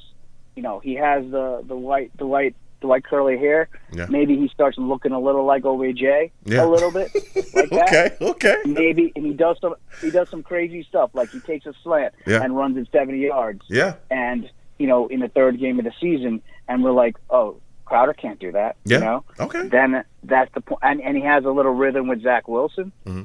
Then I think they'll say, you know what, let's get Elijah Moore as many touches because they got a good chemistry. And we're going to give Crowder an opportunity to make the playoffs, because I'm an optimistic Jets fan, but I don't believe we're going to make the playoffs. Yeah. But we're going to have a good competitive season. That's all we all hope for, right? Yeah. I mean, I could absolutely see that. I can see what you're saying right there. Like you said, I don't think we're necessarily a playoff team. I don't think we're ready right now, but we're taking the steps to go forward. I really do think that we're right there. We're on the cusp, but we need to continue to build this football team. So my final question from you, and I'm sorry, give me your name again and where you're from. My name is Kara. I'm from Queens. Yeah, absolutely, Kara. And again, I want to thank you for calling in, Kara. Listen, my final question for you is, what veteran player do you think is in danger of losing their starting spot to a young player on this squad? I'll give you two. One is Crowder. I said that. And I think Van Roten, right? He's our right guard at the moment. Lewis and Van Roten are right guards, yeah. Yeah, we don't know who it is, but one of those guys, whoever merges. Well, Lewis is gone next year. One of these two guys are either going to make the team. One of them is not going to make the team. One of them is going to be the starter at the beginning of the season, and by the midseason, either Clark or Hodge or one of these guys they picked up, Feeney. One of them might end up being the starting right guard in the middle of the season. Yeah, I could absolutely see that, man. That's a great take. And again, Cam Clark, I think, is another guy that's going to be pushing, put a young player that's going to be pushing, those older vets out of there. So I could absolutely see that. Listen, Kara, this was a great call from you, man. An absolutely great call from you. Salutes and thank you for calling in, man. Listen, I want you to have a good night, my friend. Thank you for calling in. Next time I have a show, I want to hear from you, man, because you had a lot of great takes, all right? Thank you, Joe. Have a good night. All right, you have a good one, man. Go Jets. That's what I'm talking about. Listen, we're going to keep getting to these lines again. 515-602-9639. 515-602-9639. Please call in. We're going to keep going to these lines. But right before we get there, I got some guys in the chat, some savages. Salute to Cliff Hopkins. Salute to him. Cliff says, if we sign offensive tackle from Washington, I think he was talking about Moses, the guy that they let go. Could you see us moving? Could you see him moving to guard instead of tackle? Could you see us moving Fant from guard instead of tackle? I could, honestly, what I think could happen is I could see that. I could see us moving Fant from guard to tackle. I don't know how good he would, work within that exchange of position. But if we do get Moses, right, I could see us maybe putting Fant on that bench or possibly moving on from him and putting Cam Clark in that guard spot that would be open there. So that's an idea that could be out there as well. But I know a lot of people talking about Moses at this point. I think he's still out there, and a lot of people are excited about him. I talked a little bit about him when he got released initially. But that's an option for the New York Jets. This offensive line could still, use a little bit of work. And I know that there's people that are not excited about George Fant. I'm not necessarily the biggest fan of him, but, he'll do, but I would like to see us get an improvement, and I was hoping for an improvement this offseason, but other things were addressed, and we ended up moving up for Vera Tucker, to address that left guard position, which I liked a lot. So, yeah, there's some questions there. We'll see what happens and see what JD continues to go. But we're going to continue with these lines again, 515-602-9639, 515-602-9639. Call in. Next caller I'm going to, area code 321. 321, I'm coming directly to you. Give me your name, where you're from, and give me your thoughts about this New York Jets wide receiver core. Do you think we have a wide receiver currently on this roster that will break 1,000 yards this season? Well, first off, Mr. Long Beach Joe. What's going on? Good buddy, CJ from the Weapon Top broadcast, my friend. It is good to see you on the TV screen, and it is good to hear your voice, my friend. Listen, CJ calling in. We got to properly, you know what I'm saying? Yeah. We got to bring him properly into the fold. Salutes to you, CJ. I want to thank you for calling in. Everybody, CJ has a great platform. He does a lot of great things over there at Weapons Hot, and we'll get into that as well. But he has a lot of fire takes. Let me tell you something. CJ knows his Jets. So listen, CJ, tell me, man, do you think we have a wide receiver that breaks 1,000 yards this season? There's a possibility. I really do. I think that if anyone's going to do it, it's probably going to be Corey Davis. Okay. I think that they're going to be looking to him to be the number one. But I think that the Jets could, believe it or not, I think that if Denzel Mims gets the kind of reps that I have a feeling that he's going to get, I probably would not be surprised if Denzel Mims finishes the year with maybe 750, 800 yards receiving. Okay. So I think there's the potential. And I think another thing, the last caller that was on, completely agree with a couple of his takes, except for the trading Jamison Crowder take. Yeah. The reason why I think that the Jets are going to hang on to Jamison Crowder is for the point that you made to him, is that football is a game of attrition. Yeah. And one of the things, when you have one wide receiver go down in that room and that roster starts to become thin, then you have to start relying on the Vincent Smiths and the Braxton Berrioses of the world. No disrespect to those two gentlemen. They played their butts off for the New York Jets last year. Yep. Okay? So did Jeff Smith. Okay? And you know what? They were well deserving of the contract extensions that they got because of the situations that they were put in, and they made the most out of those situations. Kudos to them. But you know what? We're not going to win a championship with Braxton Berrios as a number 3 wide receiver or a number 2 wide receiver. We're not going to win a championship with a Vincent Smith. Same thing with Smith. And this is no disrespect to them. Okay? You need guys on the offensive side of the ball that are going to make defensive coordinators look like, all right, how are we going to attack this guy? Yep. How are we going to cover this guy? And one of the good things why I loved the Elias pick so much is the fact that you could deploy all 3 of them at the same time. You could deploy them in different combinations. You could put Jamison Crowder out there as a decoy. And I mean, Denzel Mims last year was just beating on defensive backs like a drum. And unfortunately, Sam could not get him the ball because the offensive line could not protect him enough. Now, I don't think that Zach Wilson is going to have the same type of problems that Sam Darnold faced last year in regards to the offensive line, because I think that Joe Douglas wants to right the wrong of what happened during the Mike McCagnon era. Yeah. In which you draft a franchise quarterback, but you fail to upgrade the offensive line. You fail to give him skill position players to make him successful. Yep. And I think that that's where Joe Douglas has seen the past, and he's trying not to repeat past mistakes. That's why you saw them invest heavy in offensive line. You saw them draft Elijah Vera Tucker. That the left side of the Jets offensive line is going to be probably an impenetrable fortress. Yep. Okay, to protect Zach Wilson. Now, if they can get that right side shored up, in which I also agreed with your last caller that I think either Alex Lewis or Greg Van Rotten is out the door. I don't think either one. I think one, if not both of them, quite possibly get cut at training camp. And if anything, maybe one might be retained as far as a depth player, but I could definitely see a rookie or even, an unknown just completely coming in and just completely just taking the stranglehold on that position and just saying, give me my shot. Yeah. And that's what I love. That's what I'm looking forward to about these 2021 New York Jets is there is zero expectation, Joe. Wins and losses really do not matter. And if anybody wants to get excited, they want to do their predictions, or the Jets are going to finish, 11-6 or 10-7 or whatever. That's good.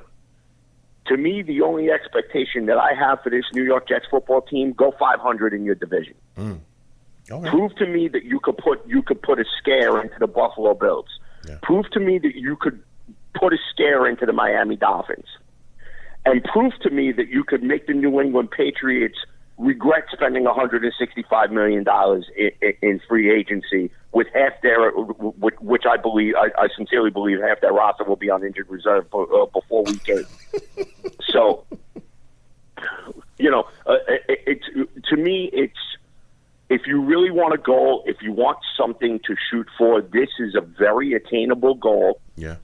Robert Saleh should be pushing for, and you should be preaching. Not that I'm saying that the other games on the schedule are not important, because every single game on the schedule is important. But these are teams that you face twice a year. Yeah. And Rex Ryan said it. Bill Parcells said it. If you intend to be successful, you've got to be able to beat teams in your division. Absolutely. And the Jets have failed to do that. Yeah, absolutely. So that's where I'm focusing on because, Joe, you realize that the AFC East is probably going to be one of the toughest, if not the single most toughest division in the NFL. Absolutely. If it's not this year, definitely next year. Yeah. And you know, in which you could have two teams from the AFC East, one of them being your division winner, the other one being a wild card. And even though there's the extra wild card spot, you could potentially see a 9-10 win team not make the playoffs. Yeah. Because there is a logjam. Yeah. And you know, you bring up a great point there, CJ. And I talked to people about this, especially, you know, because we did a whole live draft thing, and I went back and forth with a lot of people, and I said, look, you look at these teams after free agency and after this draft, this AFC East is monstrous. I mean, you look at, you know, everybody I remember was dumping on the Patriots because they had a down year last year. And I told people constantly, don't ever turn your back on the Patriots.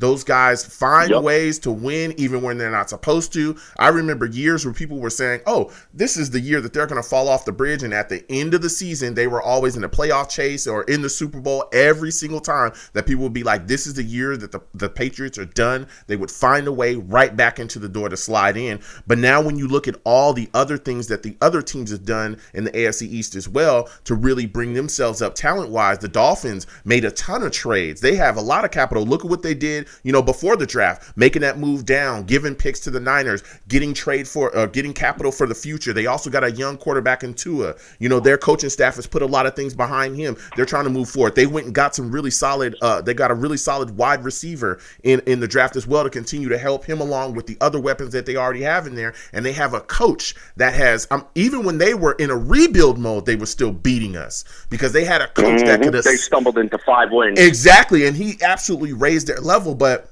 another team that people, you know, some Jets fans aren't even thinking about that has really ascended as well is the Bills. You look at what the Bills have done.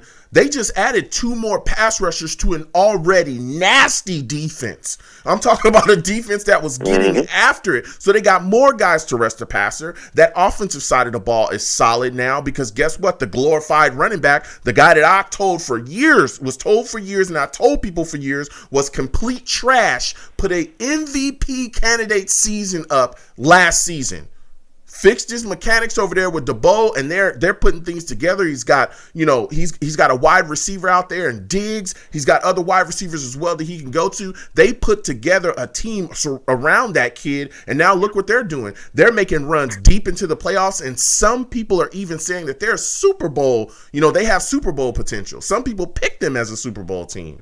So, yeah, this is going to be a very tough division, and like you said as well, the Patriots spent quite a bit. They got Hunter Henry and the other tight end as well, Jonnu Smith. Dude, they went out and got weapons, you know what I'm saying? And they're coming right back, and they're always coached tremendously well. So, yeah, this is going to be a very, very competitive division. And, you know, we've got to be ready because, again, we play a lot of teams that are solid outside of our division. But within our division, it is going to be a dogfight. It's absolutely going to be a dogfight, and no one is going to show any mercy on us whatsoever. But getting back to the team, because you're bringing up a lot of great points, CJ. You talked about, you know, Mims and Davis and Elijah Moore, and you want to keep Crowder the same way that I do. But is there a wide receiver on this roster that you feel like is not being talked about enough but could have big time impact next season for us offensively? The Michael Piron. And I know it's probably going to be an unpopular take, but I just feel like that last year when Michael Piron was not really used. No, I'm a wide receiver in the offense. A wide receiver. Oh, wide receiver. I'm sorry. I thought you were talking about just a general offensive player. No, go ahead. For wide receiver, I think a guy that nobody's really talking about. Let's see. Jameson Crowder was our most consistent offensive weapon last year. Denzel Mims, I expect him to take a step forward. Corey Davis is definitely going to be as advertised. Keelan Cole is somebody who I think everybody should have their eye on because that dude can make people miss, and he's got scary, deceptive speed. Yeah. So, man, that's a tough one. I probably would have to say Keelan Cole on the wide receivers. Yeah. Yeah. Now, as far as the running backs is concerned, you know, you already know my feelings on Michael Pirine. I feel like that he was misused. I feel like that he was mishandled. I mean, the kid only got 22 carries last year, so I mean, not really enough to showcase the talent. And I know a lot of people are going to be excited about Michael Carter, and I am too.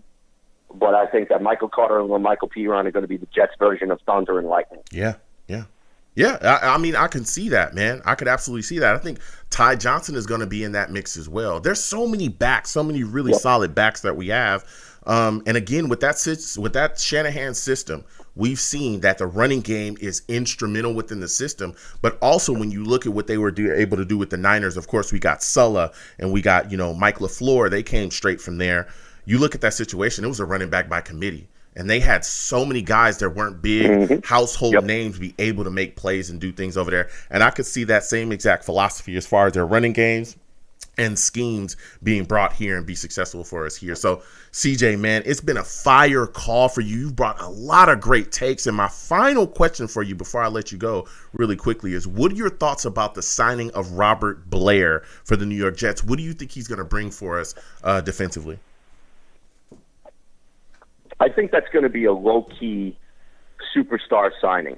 And I'm going to be honest with you, because somebody who's familiar with Robert Saleh's defense, who's played within the system, who knows the cadence calls, who could also teach the younger players the cadence calls and everything, and him coming off of injury, especially now that he's just about back to 100% health, he's going to be coming into camp with a chip on his shoulder. He's going to be playing for a contract.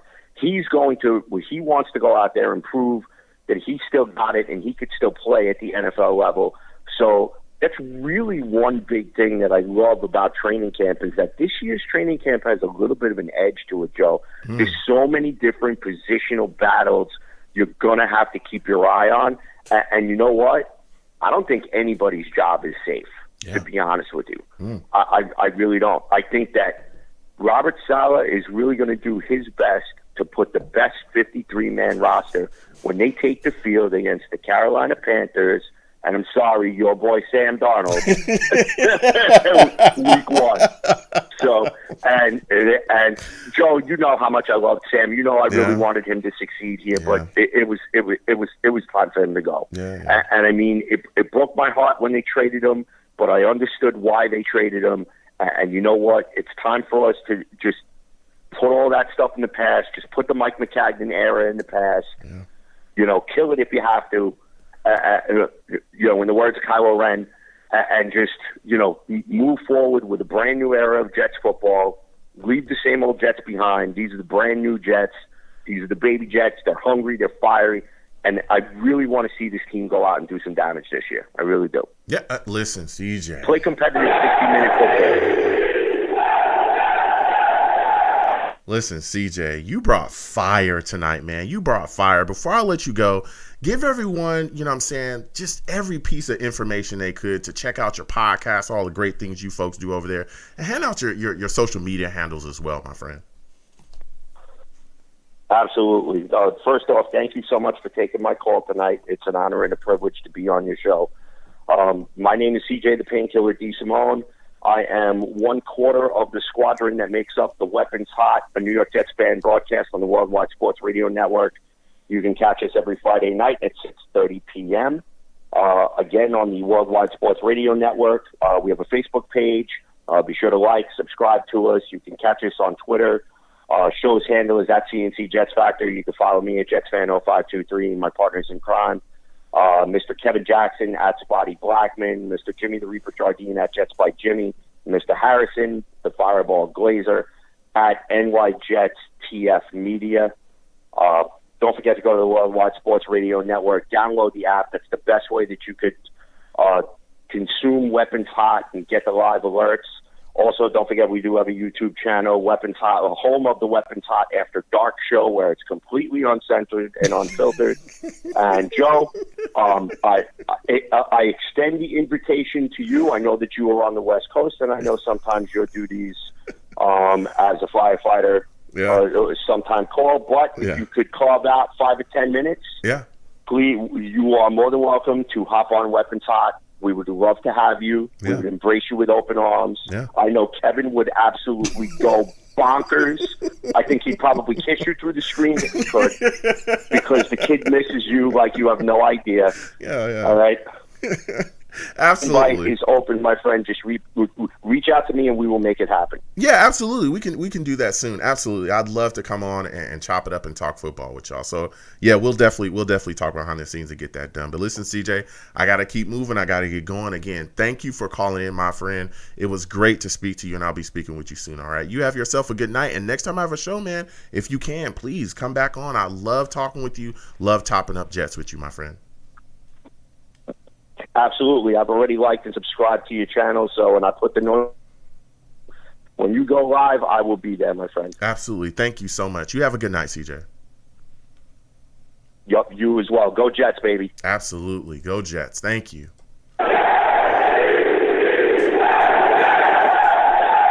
Listen, that was my guy, man. That was my guy, CJ. Woo, came on, man. Lot to take. Listen, we had fire tonight. We had absolute fire. I'm going to go ahead and close out the show really quickly. I want to thank everybody for calling in. It was an amazing show tonight. A lot of takes, a lot of things we have going on, but now it's time. We got to go. So listen, I'm the man of the people. I'm here for the people. Let me shamelessly promote my Facebook page.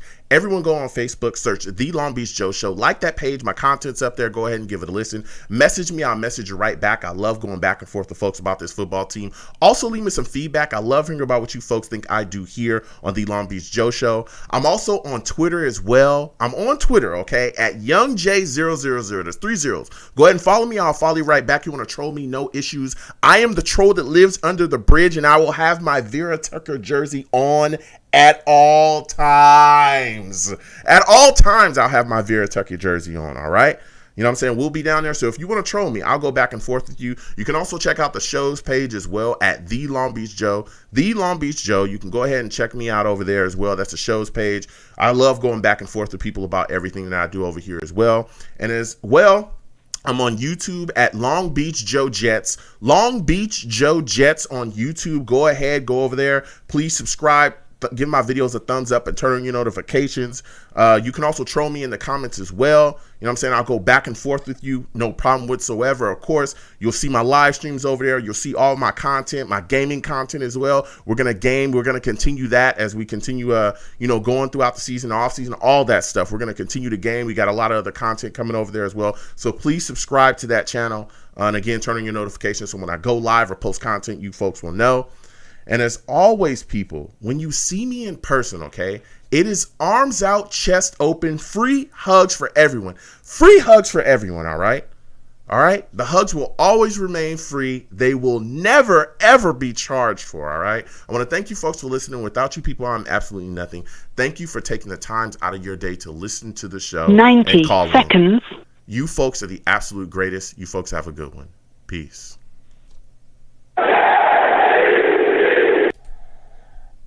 One second, folks.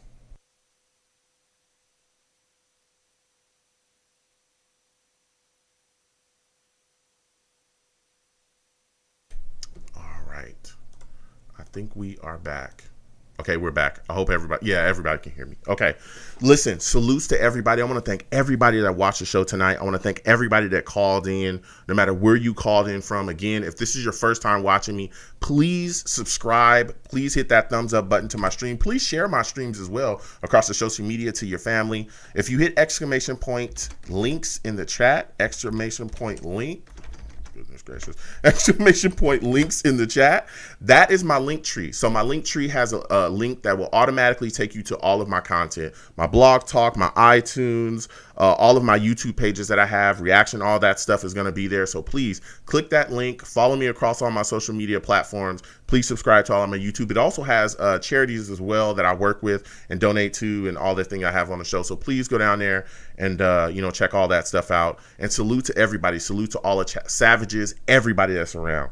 We'll continue gaming. So my gaming stream is probably going to be Saturday. Saturday, we're going to game. We're going to sit down. We're going to keep playing Resident Evil. Again, for those of you that just watch me, if this is your first time watching me, I also game on here. All right. We have a lot of fun. We play Madden, NFL, or NBA 2K. We're playing Resident Evil right now. We're going to finish that out. We got a lot of things going. Street Fighter 5, I play that too. So we have a lot of fun together. We chop it up. We just talk about stuff. We have, just fun. We're all friends. We're all family here. We just have a good time and have a lot of really great discussions. So please, join me. I think Saturday is going to be that stream, and we're going to game. We're going to continue to play Resident Evil then. So please, join me, check that out, and come shoot the breeze with us. Come chop it up with us and talk about everything that we got going on. So again, salute to everybody. Again, if you want to hit that super chat, you can. If not, then you want to hit me in the Cash App, please hit the Cash App. Any donation that you give, no matter how much, is greatly appreciated for the show. So salutes to everybody again for watching, subscribing, giving me that thumbs up wherever you're following me from, whatever thumbs up. I think I'm on Periscope as well, so give me some hearts. You know what I'm saying? And I want to thank everybody again for calling in. This was a really, really great show. And again, we're going to continue these Jet shows throughout the entire offseason. The gaming stuff is going to be great. We're going to have a lot of fun doing that. Also have other content coming as well that's going to be really fun as well, and engaging with you folks as well. But we'll continue these Jet streams and the Jet stuff all throughout the offseason into the season. We'll be watching games together, all kinds of stuff. So this will not stop. Everything is just going to be added in there, and we're going to have a lot of fun together. So salutes to everybody. So salutes to Anthony. Salutes to you. Salutes to Rusty. Great to speak to Rusty tonight. Salutes to him. Salute to G. Salute to him. Salutes to NY Jets FL. Salute to him. Salutes to Giovanni. Salutes to Took. Salute to you as well. Good to see you in here. Salutes to King. Salutes to Cliff. Cliff, good speaking to you, man. Good seeing you in here as well.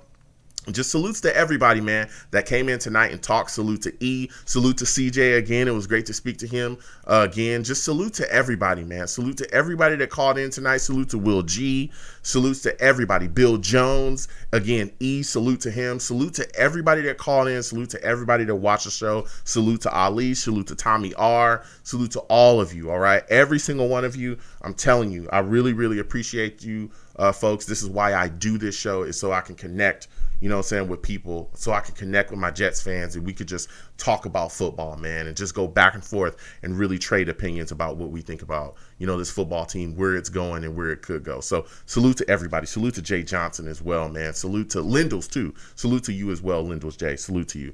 So again, I'm going to get up out of here because schedule's busy. We will be gaming this weekend. I'm thinking Saturday is when we're going to do the Resident Evil stream. We're going to continue to play that and have a lot of fun. That was insane. That was insane. We're going to continue to play it and have a blast though. So Saturday, I'm thinking around 7 p.m. Eastern. Again, please go to my social media and follow me, because I'll tweet out, a while before I go live, when I'm going live, for the exact time. So Saturday, we're going to continue that.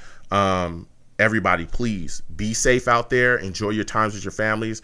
Happy belated Memorial Day to everybody. I hope everyone had a good Memorial Day with their families and enjoyed themselves. So salutes to everybody. Have a good time. Be safe out there, folks. A lot of crazy things going on in this world. I want you to be safe and enjoy your times with your families and your loved ones, and have a good one. So you folks have a good one. Enjoy yourselves. I'll see you folks this weekend for the gaming. We're going to have a lot of fun. So you folks have a good one. Peace.